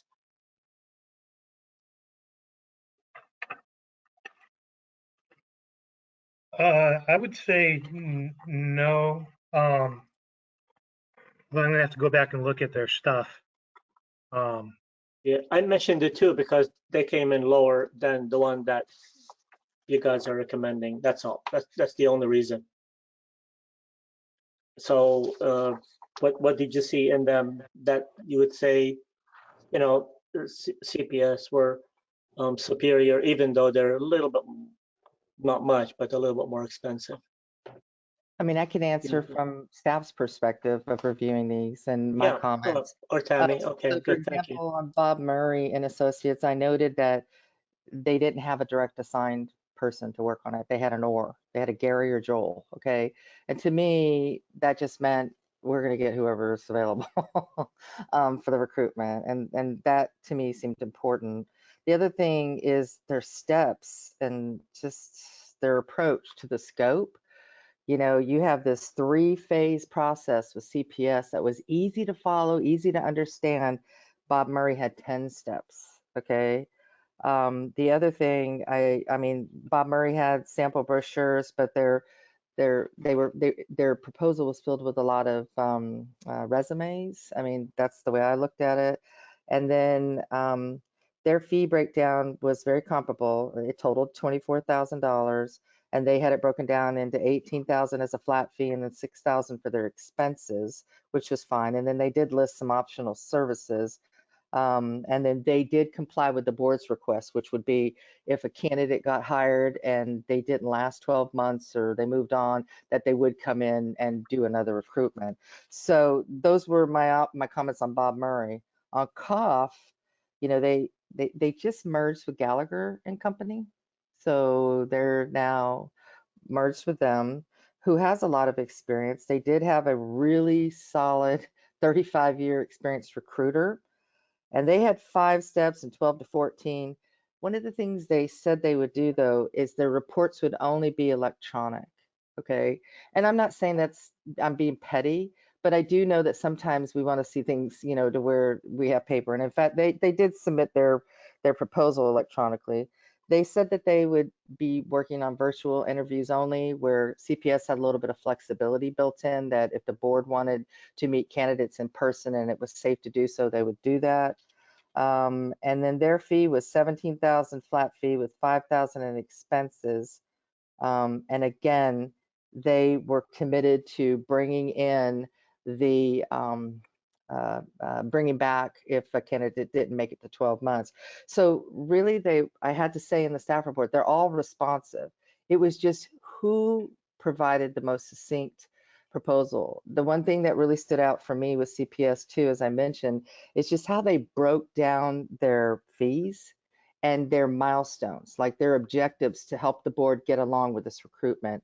It was just very clear. And it was like, wow, they listed every step, you know, so I could just sense that that was a lot based on what their experience is, even if it was the Pam Derby or her, you know, colleagues. So you're right, there's not much difference in the price. I mean, there's only a few $1,000s, so the value is there still. We do a lot of work with COF on our comp studies, so it's like, do we want to share the work, right? I know the district also used Bob Murray and Associates when he hired me back in 2012, right? So to me, it was just, they stood out just a little bit ahead of those 2 proposals. I hope that helps a little bit. Yeah, that's good. Thank you. And one thing I would add is I think there were only 2 firms that included sample brochures, which I thought was actually really helpful to look at the brochures. And I did like the CPS HR sample better.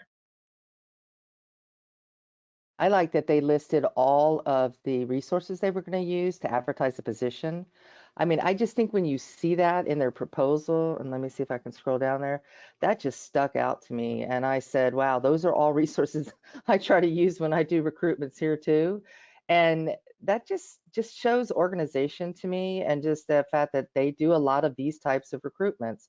Let me see if I can quickly put my finger on it, because it really stuck out. And it may seem petty, but I just thought, you know, wow, right here is where they're gonna, you know, they're already telling you right here on this page that there's their advertising sources. So they're giving you already just a peek into what they plan and how far they intend to reach, at least professionally. So I liked that. I really did. I thought they did a good job on that. Any other questions or comments, or especially if someone's particularly interested in a different firm? No, I'm okay proceeding with the recommendation of both staff and the executive committee. Sure. So yes, we have a resolution. Does somebody want to make a motion for the resolution? So go ahead, Matt. Oh, sure. Since I already said I was good with it, I'll move to approve that, let's see, hold on a second, lost it. Resolution 2021-30. I just didn't want to step on you, so I'll second that. Okay, roll call vote, please. Director Zuka, Yes. Director Vela, Yes. Director Mostasisa, Yes. Director Wheeler, or Vice Yes. President Wheeler, and President Schmidt. Yes. Great, So very exciting. before we move on to the next item, I'm sorry, but there's going to be an item that I just can't let Louis go on. He commented on the previous agenda item, and I see him smirking, so he's going to take it with the right grain of salt. This was intended. He commented on the last agenda item about running unopposed and how good would that be? Because what kind of a director would you be if you? I just want to point out that after 15 years, I've never been on the ballot, and I just got totally invalidated. No, no. That's I know exactly what I was saying, Matt. I know precisely what I was saying. The fact of the matter is that the field was open to the entire city. Okay. This is true. Now that's because you are so good. You cleared the field. That's why. I know the reason. I'm just giving you a bad And when time. I know exactly what you were thinking. But anyway, because when I ran the first time, somebody was going to run against me, and I was prepared. I can ran the whole thing, and then at the last minute they backed out. But hey, it was not me. Sorry. You know me well enough now that I couldn't let that one go. I did. I let it go for 5 minutes, and then I couldn't resist. All right, cool.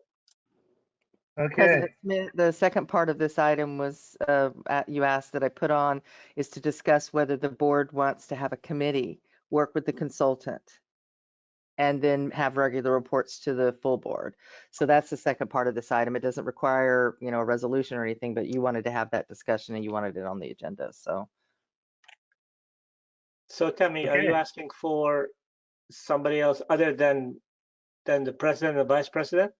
yeah, during if you saw during most of the submittals, they presented as if they knew or they thought they'd be working with a committee, right? 2 members of the board, and then taking whatever action or reporting to the full board when there was reports to have been to be made. So like right up on the screen now, I have like the schedule that CPS has proposed for the 4-month process and the milestones or the tasks that have to be completed. So that was one of the things I spoke to about the executive committee is does the board want a committee? Do they want the EC to do it? Do they want everything to come to the full board? How do they want to proceed with working with this consultant? Most of these items will be in closed session, right, Julie? Am I correct? Because it is an appointment? Okay. Yeah, but if they want to work with a specific committee, I mean, I would say why not leave it the way it is with Brian and Kirk? I mean, that's my personal opinion. If we go with the usual rotation, Kirk will move up, so the continuation will be there. And I don't know if anybody else has any other comment. I think my only comment would be I'm okay with having the committee, and it could stay Brian and Kirk. It doesn't need to change then either, just for the sake of continuity when we rotate in December. But I do think when it comes time to so on a certain level on the administrative side of things, on the coordination and the scheduling, when it comes time to actually, let's just say, screening candidates, I sort of feel like the full board needs to be involved in that step. I don't know that I want a committee dictating which candidates get screened out, and then we get to review, for those of us that aren't on the committee, a screened version of the people that and the potential candidates. So how we make that balance to sort of be efficient with meetings and not have to have a bunch of Brown Act meetings and everything else. And time, because we're meeting monthly, and the standing committee, I guess I don't know if those you guys have to meet on a Brown Act basis or not. I'm guessing not. No, it would be an advisory committee. Advisory committee, okay. So, then that keeps it efficient, but I would feel uncomfortable seeing a screened or a partial list of candidates and not having the opportunity to vet and understand as a full board the candidates. Yeah, point well taken. What I was referring to is I'm assuming that the contractor would want to kind of liaise with a group of people that will report to us, and then at some point we are going to be briefed along the way every month, I'm assuming. So when we get to the screening portion of it, I definitely would want to be involved as well, and so probably with everybody else. I think part of this came up because part of their scope, they were talking about weekly progress reports on a virtual basis. Perfect, makes sense. Makes perfect sense. That they would like to be able to have some interaction at the board level as well as with the staff to just keep the process moving forward efficiently rather than waiting till the month and they can talk to the whole board, or we can have a closed session. But it doesn't mean that we would be necessarily doing all of the screening at that level. They're going to come to us with recommendations based on the criteria that we give them. And I think part of the process was that they were going to want to talk with, they call them stakeholders, but they would probably like to talk to the individual board members separately, off camera, or whatever you want to call it, just to understand what we think as individuals, what might be significant, what do you want to call it, attributes that we're interested in, what we think the key measures of the candidates might be. So they have some understanding of what we think the job is about. And not just what Brian and I think the job is about, because we haven't had as much exposure as some of the people at this table.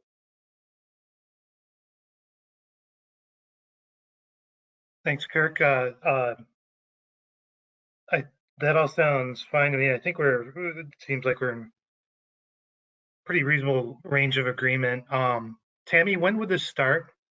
And especially when would they want to start working with the board or the So committee? that's information I can get after the board took their action tonight. I'll get with them, and based on this, preliminary schedule that's up on the screen now, they can then start putting dates to it. And you can even see, based on the discussion I was just listening to, that the full board is going to come in after this aggressive recruiting. I mean, it sounds like they want to be involved in the preliminary screening stage, but at least they will put together the dates that will match what they've said here could be accomplished in the 16-week period. And then we'll have a schedule, okay? So then I can share that with the board, or that might be their first progress report, is here's the schedule and the timeline. So I'll let you know that when I reach out and communicate with them either tomorrow or early next week. Okay, it seems to me that it could work as far as who is on this committee. It could either be Kirk and myself permanently, or it could easily be the president and vice president, because I won't be president very much longer. So I'm happy to shirk the position, frankly, but if I'll do it too, if that's what's needed. And since Lewis and Matt have been through this process before, they might be able to provide some quality information in the process.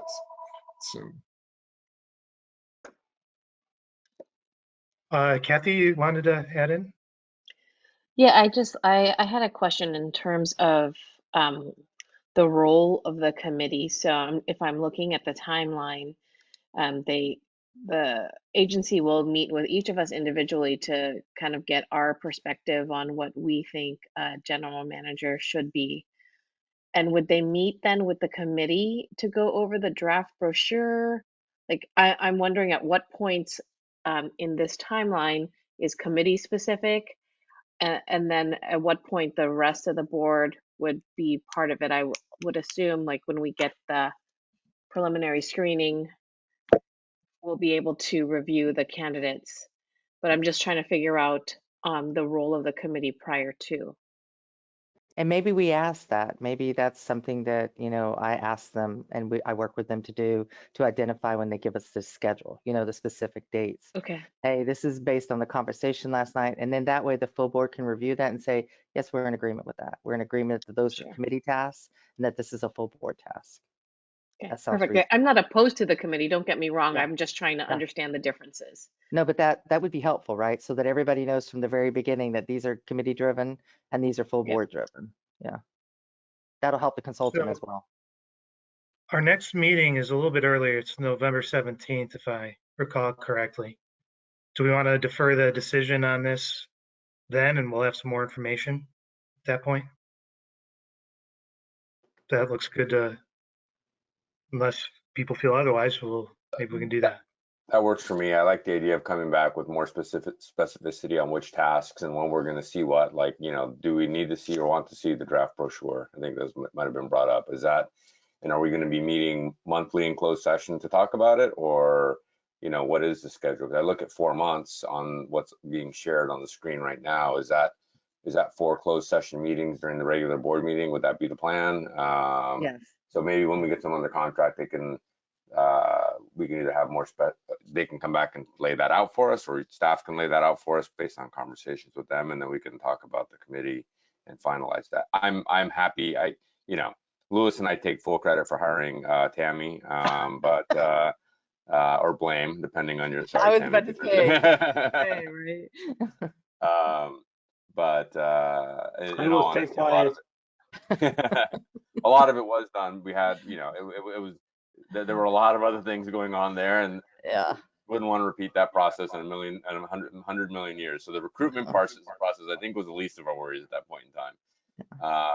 On one front, so I'm totally fine postponing it. But I do like the idea of a committee to keep that's what the consultant's requesting, just to keep them streamlined. They know this better than we do, and then I think we just need to be clear, because what I would hate to have is at the end of this is have 3 out of the 5 board members upset that they weren't involved in the process appropriately of selecting the general manager is really more my concern than anything. So Exactly. bringing that to their attention, and they can come back with their thoughts on the matter. I mean, that's what we're hiring them for.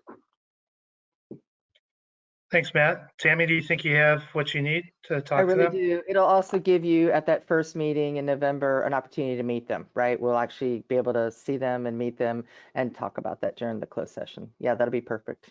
Thank you. Okay, if we're set, then maybe we can move on. Item 8C. Let me just add, I'm going to provide some advice and guidance on, complying with the Brown Act.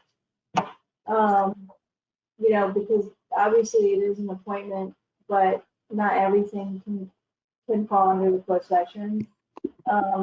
Just talking about hiring a new GM doesn't fall under the closed session. It has to be an appointment of a specific person. So I'll dig up my all of my stuff on that and provide advice. And I'll be working hand in hand with the consultant, with the board, whether it's a committee or the full board, just to make sure everything is squared away in that area. That's a great point, because even the schedule isn't a closed session item, right? The schedule and what might happen, that's definitely something of public record. Probably even the brochure, is public record because it'll be made public anyway. So thank you, Julie, for that. I'll make sure that that's all coordinated as well with your office. You and I have already talked about that going through this process and moving forward. That's a good point. Okay, Great. Candy, are you ready for this next item for the accounting services and optional district treasurer? Yes, yes.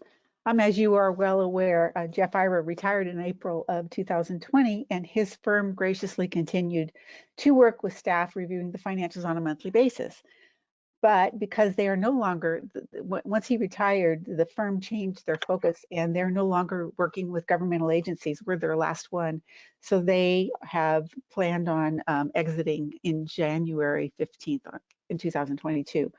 So we have this proposal to try and find someone who will come in and do the services that they gave us. And our recommendation is that we fill this position as soon as possible so that there is no gap in the role that they had provided for us each month. And so we're asking for approval of this RFP for posting and distribution so we can get the ball rolling on the oversight. We're thinking that since the district treasurer services, that's something that we can do separately. We don't necessarily need to do that in, at the same time.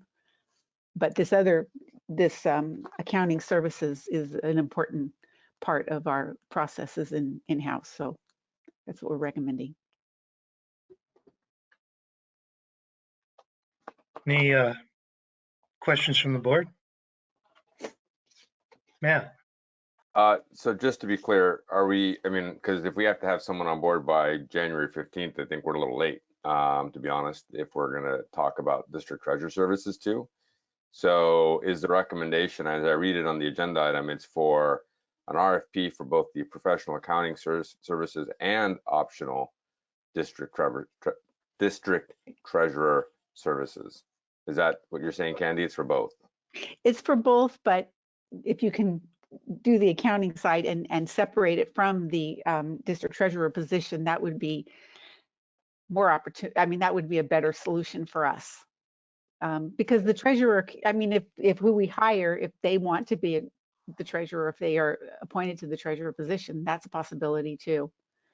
But to get one person or one firm with the treasurer to do it, it's going to take some time. And this is a real important part of our function here. So I mean, I sort of see this potentially them putting us at a disadvantage in terms of selection, because if we have to rush accountants in, and then we aren't tying that potentially together with both the accounting and the treasury services, I'm not sure I want my hands, to be honestly, tied that way. I understand the need. I guess my question would be, if it's such a rush to get the accounting services in, can we have temporary accounting services brought in to allow us time to actually do a proper recruitment? That, because ultimately the treasurer is something that, someone that reports to the board, and function. And if we then go and just RFP for a treasurer, we might not get any candidates because it doesn't come with the associated accounting services, work. So if we're saying we need to have accounting services on board by January 15th, then I don't know, I'm kind of looking at this as splitting it up into two separate problems. One is what do we do in the short term and what do we do in the longer term?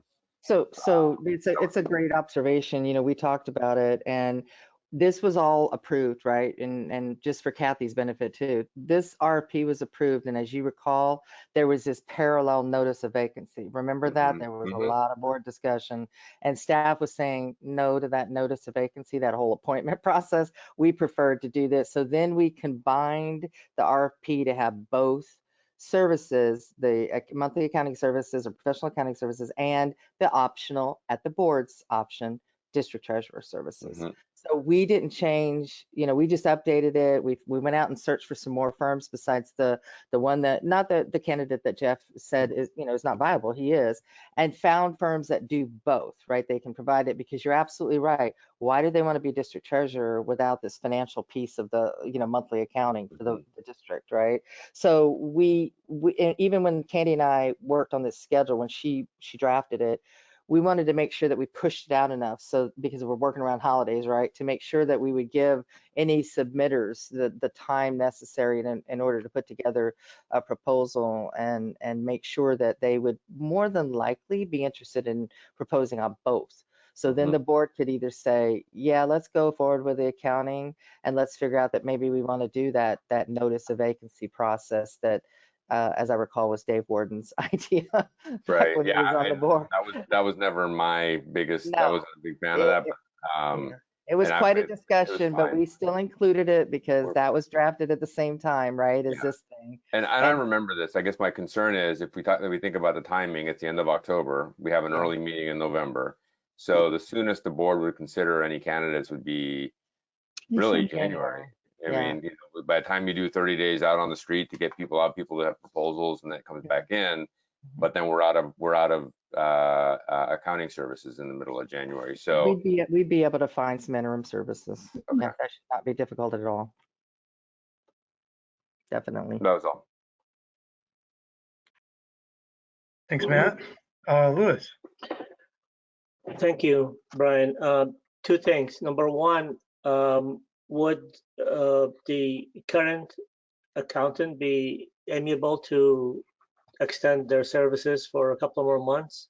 First question. Secondly, tell me, remind me again, I know we had a long conversation about this, but didn't we also talk about a possibility of appointing a treasurer?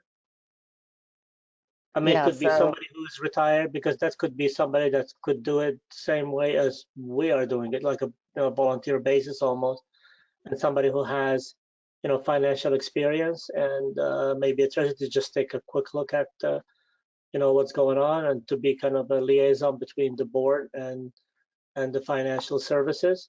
And they will not be doing, crunching the numbers like the accounting services, the professional accounting service will be doing. So I So agree your that this could be a little bit of a confusion here. the answer to question number one is they've given us notice. Okay, so Eulenberg has given us notice that they would like to be out of here by the middle of that January 15th. They were very specific about that, and they did deliver that to me in an email. Okay, so I want to try to honor that. I mean, they've worked with us all this long since Jeff retired. So I do believe that our next function, based on what direction we get tonight, is that we go out and start looking for, interim services, so that we're covered.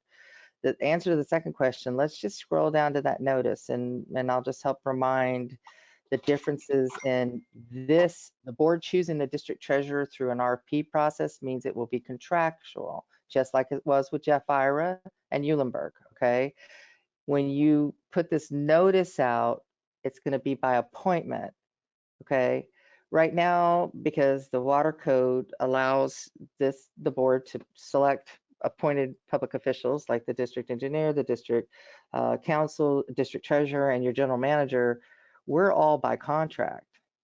This appointment process wouldn't be by contract. It would just be you're appointing them and they get to serve on the board, just much like what you talked about, right? They're not elected, however, but they're appointed. And so staff was just saying, do we want to go that route and start mixing up the differences and those of us that are appointed public officials, or should we keep them all nice and tidy and consistent and keep us all contractual? And the fact that following behind Jeff Ira, who was a contract district treasurer, why wouldn't we want to do that, right? Because if the board decided they didn't care for the services of the district treasurer, you terminate the contract. If you don't care for the services of a district treasurer that you appoint, you've got to unappoint them, right? You got to discharge it. And there's that public process out there. So I'm hoping to remind you about those discussions, because the board over a few months had these, correct. and why they wanted Absolutely, to do that. yes. Yeah, I get the point and I understand that. But the other thing that we also talked about was that if they're not from the same firm, like we had Jeff Ira and Eulenberg, then you'll have a little bit more of a check and balance type thing, because each one of them do not owe anybody anything, so it's not the same firm. And I know we talked about that too. So the way we designed this RFP, I just don't want to bog down the process with these things, because we don't have that much time now. No, so we split out what we thought were the professional accounting services based on the service frequency, and we worked with our financial auditor and a couple of other CPAs, and then we busted out this optional district treasurer, reminding whoever might be a proposer that the option is the board's option. Okay, so if the proposals come in and they say, oh yeah, we want to do both services, here's how much we're going to charge you for all these services that you've listed in your professional services, and if you choose us as your district treasurer as well, here's how much we would charge to attend your board meetings and to provide these levels of services that you've requested as district treasurer. Okay, thanks. Any other questions, comments? I'll just add that I do not necessarily want to give up the possibility of appointment, but we can go ahead with this process, and we might not end up with a treasurer, and that could give us an option of going through the appointment process too. I did want to Um, mention that I have talked to a couple of other general managers from districts, and then actually even Afshin, city manager for Belmont, and they have eliminated their treasurer position. So I just wanted you to know, I don't know that it's migrating in that direction, and maybe it's hard to fill those, or maybe it's just a Afshin shared with me that it's because they've got a full finance staff, right? So and the other general managers, that's what they said. They've got this professional, finance staff, so they just didn't see a need. Yeah, but Tammy, if I may add, the treasurer was an elected position in Belmont. Was not an appointed. That was Okay. an elected position. I wonder how they eliminated it. They could, but When that was Thomas Phil definitely. retired, they didn't fill it. They're not doing it anymore. He said they don't have a. No, I think they eliminated Thomas clerk Phil. as an elected position too. No, Thomas Phil. Wait a minute. Thomas Phil was the finance director. Oh, that's right. That's right. Finance director. It was Violet. Oh, that's right. That's right. Violet I forgot her name. was No. the city treasurer, and he was elected. Yeah. That's an elected position. Nobody ran against him, to Matt's point, but he still was elected. Brian's right, though, that the city clerk and that position are now not elected positions anymore. So that's maybe to the point of what Afshin was talking about. Okay, what action there's no resolution here exactly. No, so just the direction that we'll move forward with putting the RP out, and then we'll find some more opportunities, hopefully, for potential proposals. And then we'll bring it back. It'll probably, like Matt said, it'll be in January. And then Candy can report out in a report when we find an interim replacement for Eulenberg. Okay, does that sound, any objections from the board? Nope, go ahead. Thank you very much.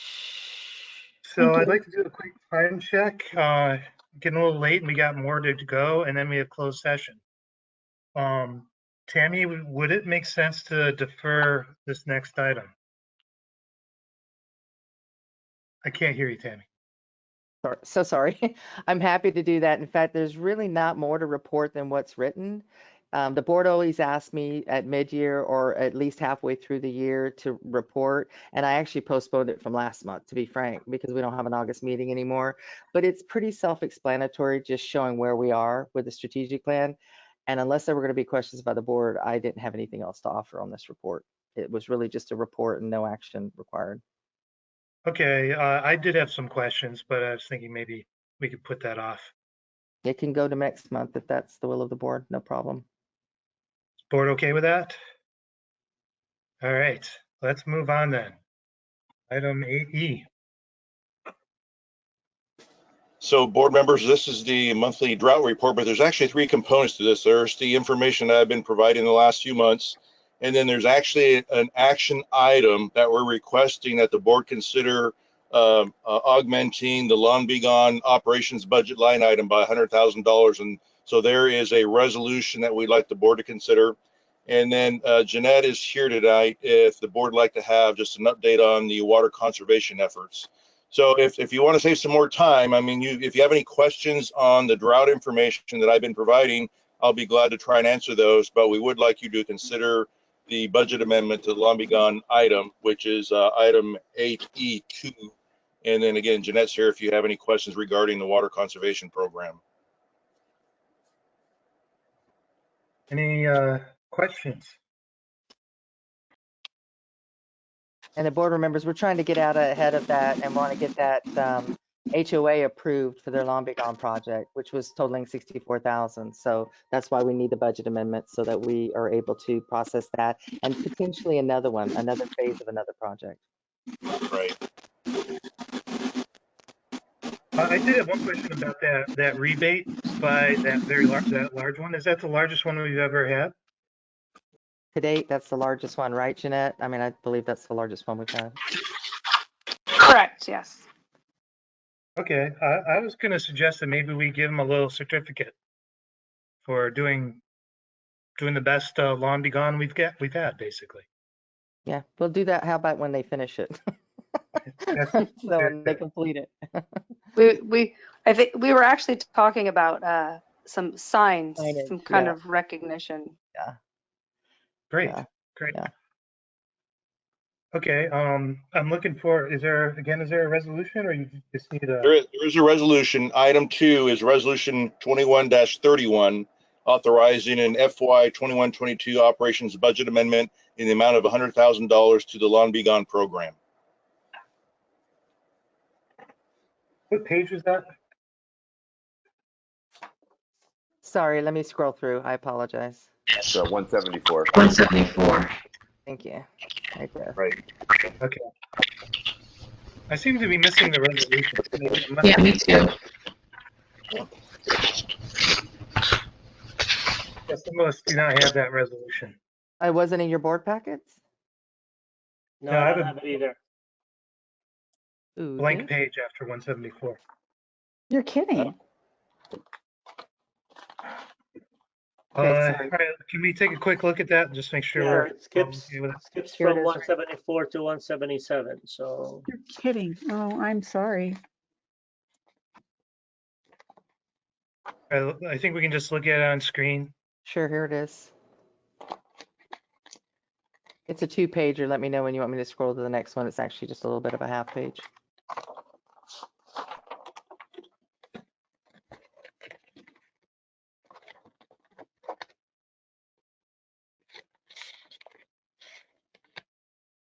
Folks ready to move on?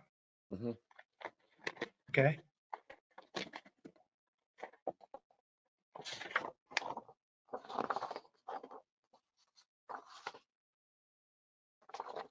That's just weird. Okay, unless there's questions or concerns, maybe we could have a motion to approve the resolution. I'll move that we approve resolution 2021-31. Second. Okay, can we have a roll call? Yeah. Director Mosesina, Yes. Vice President Wheeler, Yes. Director Vella, yes, Director Zuka, Yes. President Schmidt. Yes. Okay, great. Moving along here. So I think we're done. Are we done then with AD? Yes, we Go are. ahead. Thank you, Rena. Item 9.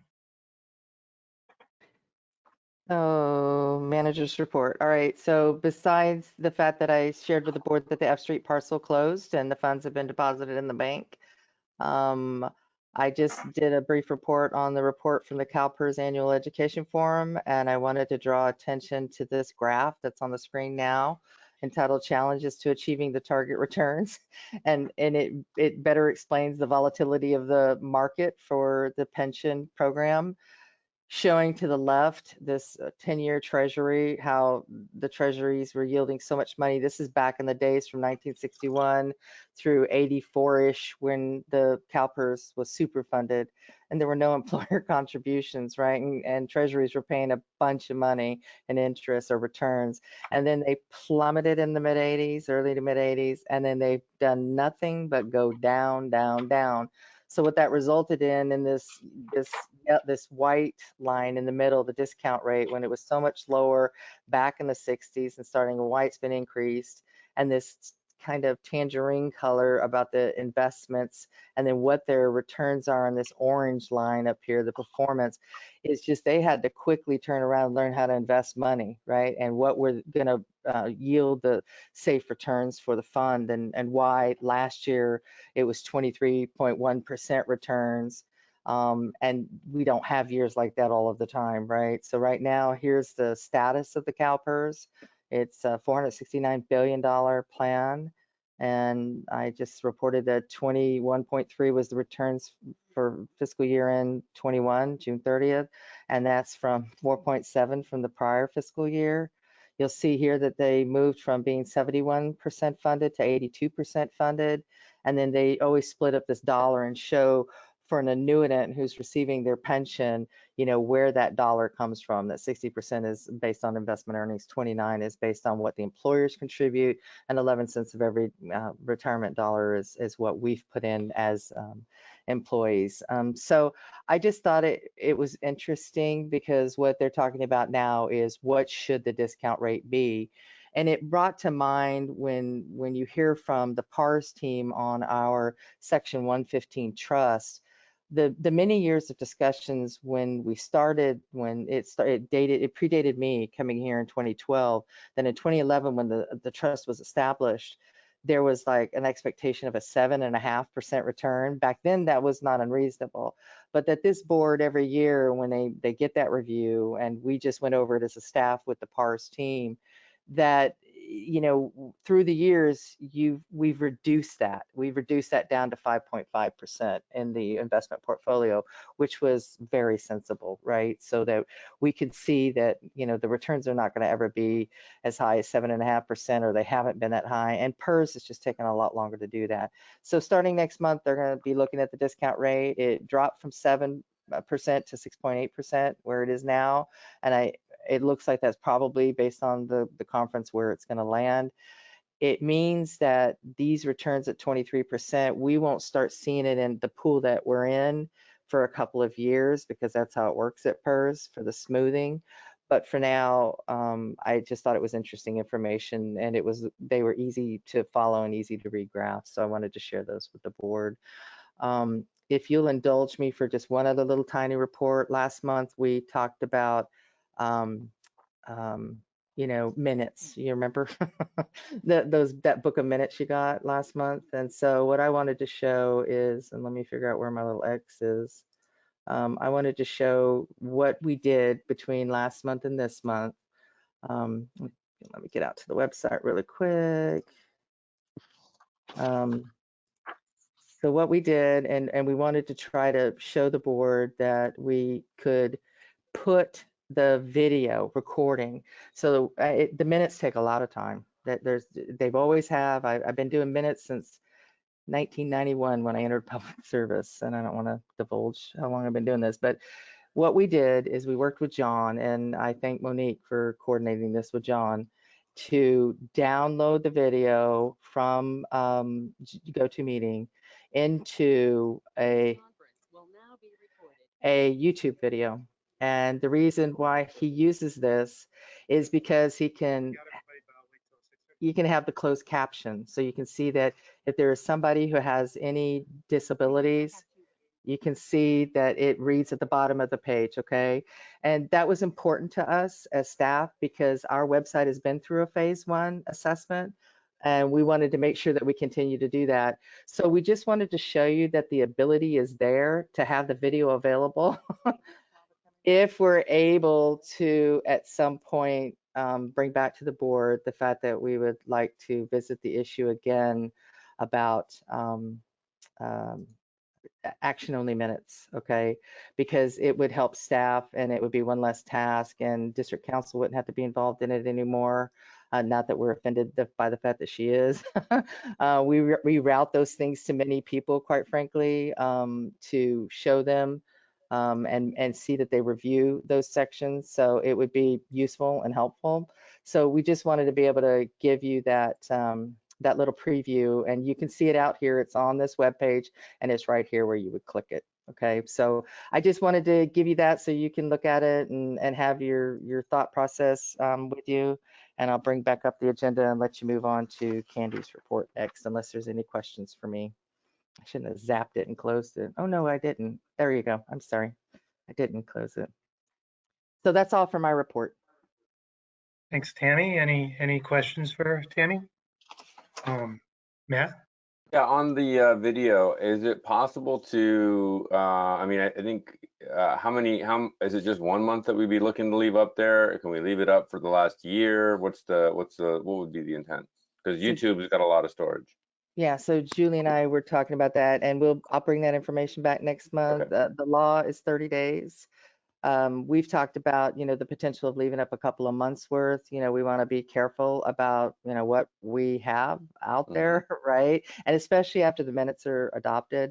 So let us get the time to do that, and then that way we can bring back, some options and alternatives. Thank you. Thank you for the question. Can we Photoshop our appearance, please?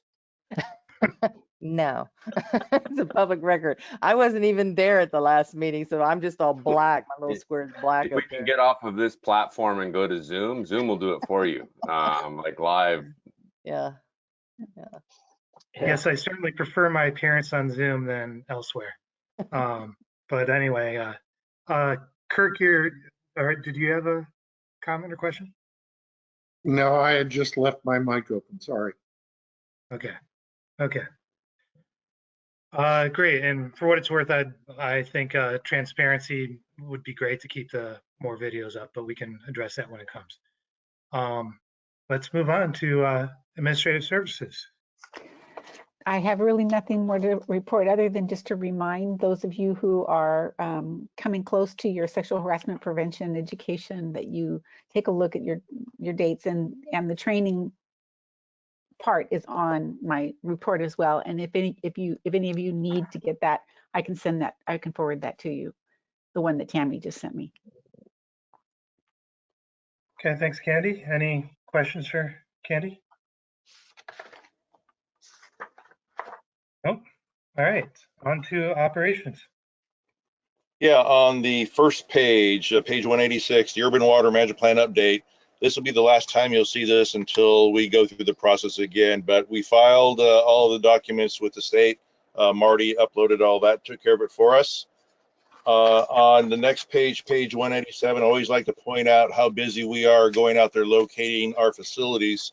So during the month of September, we had 333 requests that we fulfilled, keeping track of our infrastructure out there, trying to avoid anybody from damaging our system. But that doesn't prevent accidents. So on page 188, you'll see system repairs. We actually had somebody who struck a fire hydrant on Clipper across the highway over here. Spilled quite a bit of water. We billed that person for the damaged hydrant and also the lost water. On the next page, under administration, on page 189, I want to just point out that at the very top there, we hired 2 brand new maintenance tech employees. And if I recall right, these 2 people, both men, they had both come from the automotive industry. They had worked for dealerships in the repair shops. So they have some maintenance skills, but just not in water. So again, we were going to be training them how to be water system operators. And then on page 190, what I wanted just to share there is, if you recall, the board at the beginning of this fiscal year approved an amended and restated agreement with Packport Consulting Group, the District Engineer's Office. And what we did following that is we issued these task orders in these various amounts for the different support he's going to be providing to the district over the next this fiscal year. And the amount of money translator relates to the amount of money that's in the particular budget line item for his services. So that's where the figures come up, and that's how the total comes about. In case any board members had any questions, it's not that it's any new work, but he's trying to say, I'm going to be probably billing the district for support services in these 8 different areas. And then on page 191 starts the report regarding the El Camino Real project. And on the bottom of page 191, you'll see that through October 15th, when this was done, actually it's through the end of September, the contract was about 65% done. And that the projected date at that time was November 8th. Again, we just had our weekly meeting yesterday, and he's going to be given another day because of the rain event. And then there's just a series of pictures of what the construction taking place out there along El Camino Real. And that's all I want to report, and answer any questions the board members may have. Any questions for Rena? Matt? Sorry, I just left my mute or my mic off. No problem. Anybody else? Louis. Yes, thank you. Louis, you turned yourself off. Did again. Rena, the work that is being done on Ralston on both sides, has any effect on our systems at all, or is that just only surface work, most of it? Well, there was a water service in front of the Notre Dame schools that we had to get in there and move. And then the water meter boxes that are in the sidewalks, the contractor has been moving them for us. So in some cases there has been some adjustments of water meter boxes, and then I think we even provided some newer water meter boxes if the water meter boxes that were in service at the time needed to be replaced. So not really per se, but we did have to, like I said, move one service that I can recall over there by the Notre Dame schools, and then we've been providing some meter boxes as they've been going about and redoing the sidewalk on both sides.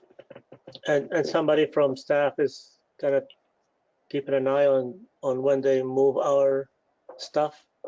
They typically let us know, but we don't have anybody out there watching the contractor. The No, water.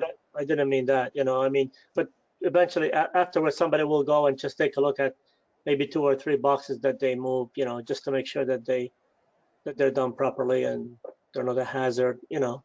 That'll be the biggest thing, is that they're not a tripping hazard, especially if they're in the Correct. sidewalk for ADA compliance. Yeah. Correct, exactly. It'll be a shame after all that work to have an ADA non-compliance. All right. Thanks, Louis. Kirk, do you have a question? Yeah, I had a quick question, Rena. There was a sinkhole that developed on El Camino Real over the weekend at the bottom of Middle. Was that at all related to us, or was that related to the old Belmont sewer project, or what? You know, I don't know. I did not hear anything from staff about that, so I'm going to say it must have been city related, but I could find out, and I can report out to the board members if it was related to us or the city, but this is the first I've heard of it. Yeah, I just saw something on Nextdoor about it, that they closed the intersection and they had lanes closed on El Camino. So it was, I guess, during the storm or at the beginning of the storm on Sunday or something. But no, I was just curious, that's all. Since they didn't call us, it probably wasn't us. Yeah, I don't recall hearing anything extraordinary. Other than we had flooding at the operations center there, and Tammy's office got a little bit of water inside. Director, that was on the northbound El Camino, and that was not related to our project, but there was flooding over the weekend on the northbound El Camino, and it was not related to our project. It was on the other side of the street. Okay, they said southbound, but who knows? Yeah. Okay. Thanks, Kirk. Any other questions for Rena? All right, let's move on to Jubin. Short and sweet, project is out to bid for Hastings Vine Belmont. Bids are due next week, and Harbor is on schedule for 60% plans in January. So we should be committing at the November board meeting to hopefully construct this next batch of projects here with some good bids. Thanks, Jubin. Any questions for Jubin? Good. On to financial reports. Well, there's nothing, I mean, we were supposed to have, the target was 25.2% for the month. We came in with revenues at 31.3 and our expenses were 24, so we're looking good. Thanks, Candy. Any questions?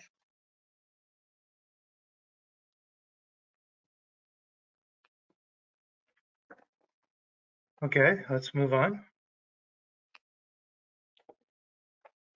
I'm just going to breeze through this. This is an annual report. I try to get out ahead of the audit, and the audit will be presented to you next month. I just recap. It's all pretty self-explanatory, and I thank Candy for giving me the statistics, and they were all unaudited because the audit has not been finalized. It should get done this week because we're going to be meeting with the Finance Committee next week for the closure.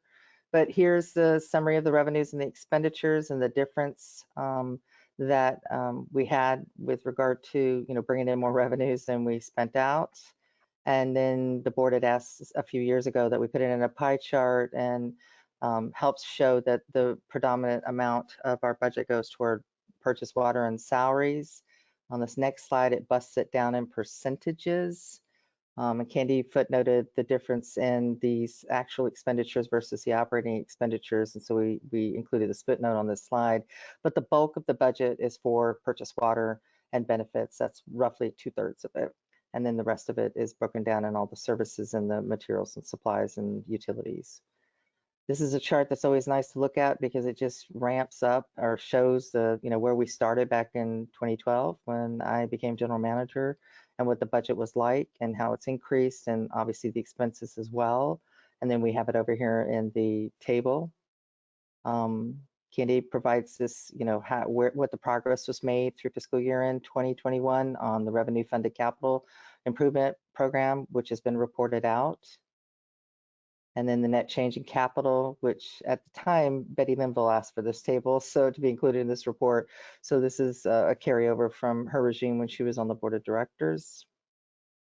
And then we show the net capital in a graph form and in a table form to show that we're making those investments in our system. And so we have this increased net capital. You'll hear from the auditor on that as well. The LAIF reserves, the beginning balance in 2019, we always like to show a couple of years. The total reserves were at about 4 million. For June 30 of 2020, they were at 7 million, and now they're at 12 million. And here's the budget for the reserve policy for the board, which is 3 million. We'll be bringing back discussion about these funds and what's going to be the best use of them.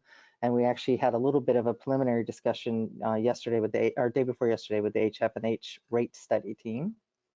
And then this is a graph of those, and you'll see this little dip. I always like to remind the board, this dip right here in the 18-19 times was when the board made the decision to fund the OPEB and the pension liability, okay? So it was over a course of a fiscal year that there was a dip. They wanted to take, you guys took your reserve down from 5 million to 3 million, or 6 million to 3 million.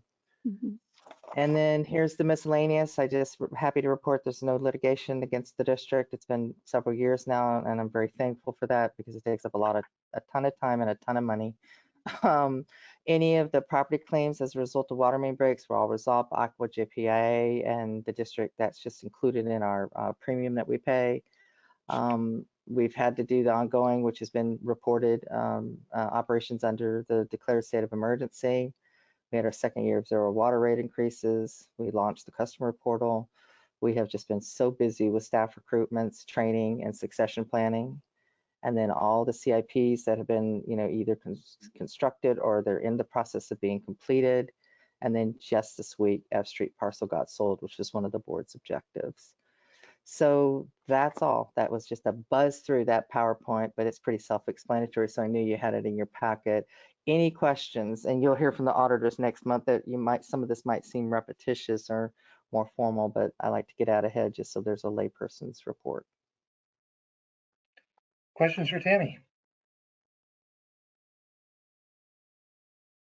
I guess not. Well, just real quick, when is the reserve policy discussion coming back? It'll probably be, it may be after the beginning of the year, Matt, only because we have a jammed agenda next month and for December, and we want to be thoughtful about that. Definitely during some preliminary discussions with the rate study, okay, because they are recommending that the reserves be increased. Sounds good. Thank you. Sure. Thank you for bringing that question. Anyone else? All right, thanks, Tammy. Moving on then to the report on development revenues.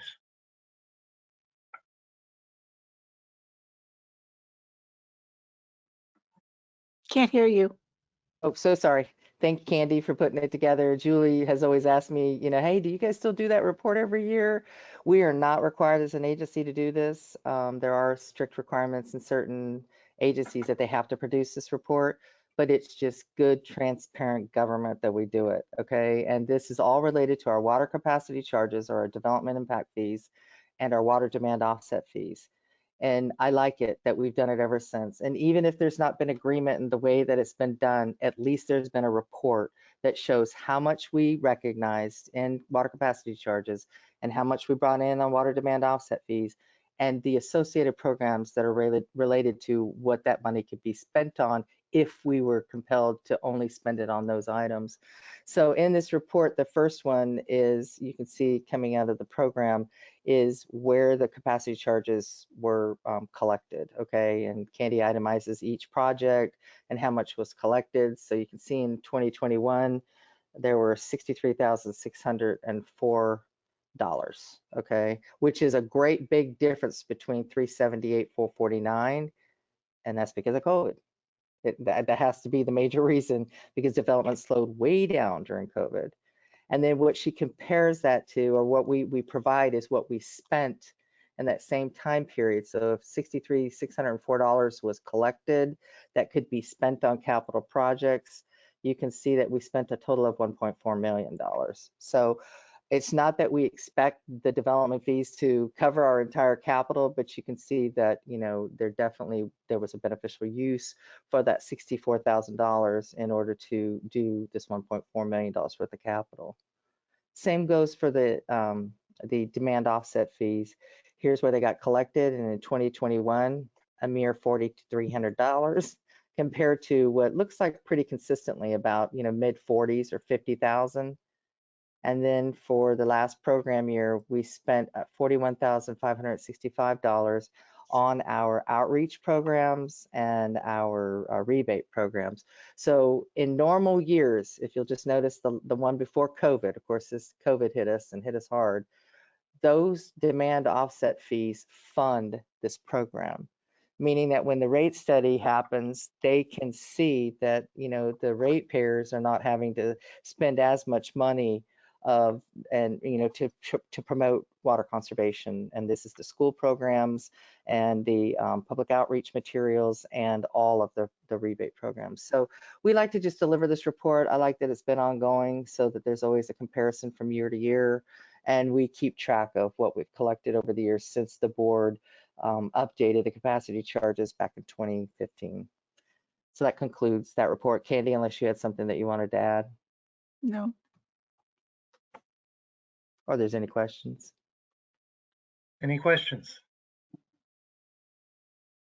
I'll just say that I really like this report because it shows sort of, you know, the fact that we're managing capital. The capacity charges is supposed to be capital. We're spending it on capital. The demand is supposed to be offsetting demand. We're spending it on conservation. I think it's a great report. Thanks, Matt. Yeah, it's pretty clear. Okay, if we're ready, then we will move on to director reports. So I will just go across my screen. Louis, can you report out?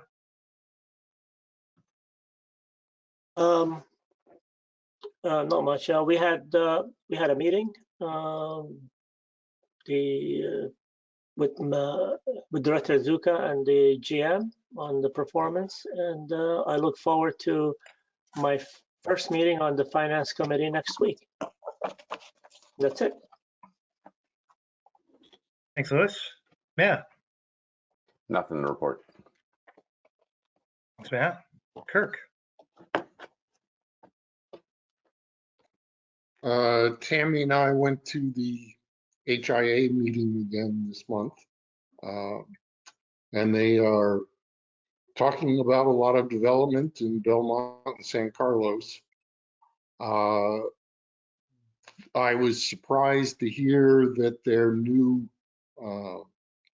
8-year housing demand numbers for their next planning cycle for the city of Belmont are going up by a factor of 4, from 500 units over the cycle in the last planning period to about 2,000 in the next planning period. It's crazy. So it's going to come to us at some point in time that they're actually going to get ahead of our water program. But it's not in the near future. That was about it. Okay, thank you, Kirk. Kathy. Yeah, Yeah, I just wanted to thank Rena. I went into the office a couple weeks ago now to just get a high-level overview of the operation. So I just wanted to thank Rena and the staff for having me and showing me around. Okay, thank you, Kathy. And I have nothing to report. Communications, anything there? Nope. All right. Okay, I think we're ready to move to closed session then. Julie, you want to say anything beforehand? Yeah, everybody should have received the link. And I'm not sure if the committee has invited Tammy to join the meeting at the beginning. Did somebody, you guys work that out already? Would you let me? So sometimes Tammy joins in the beginning and talks a little bit about her self-evaluation. But that's up to the board, you know, to decide. So just let her know if you want her to join. She has the link, and you know, just let her know if you want her to join in the beginning. Okay, I guess we'll discuss that at the closed session. All right, thanks, We Tammy. can always text her. I'm fine. I'll be here because I got to leave this meeting open. So no problem. Thank you, guys. Thanks, Julie. Okay, thanks everyone. We'll see you in closed session. Let's give it a couple minutes if people want to take a quick break. Julie, do you want to report out, please? Yeah, so reconvening at 11:05, and there's no reportable action. Close session. All right. There's So all the excitement 11:06 right there. Yeah, 11:06 we close out, right? Yeah, and Julie, by the way, your audio is bad again here. It was Oh, that's much, so weird. It's just GoToMeeting, but not WebEx. yeah. What microphone are you using? Maybe that was why I was getting feedback. Is it your computer microphone? In the computer.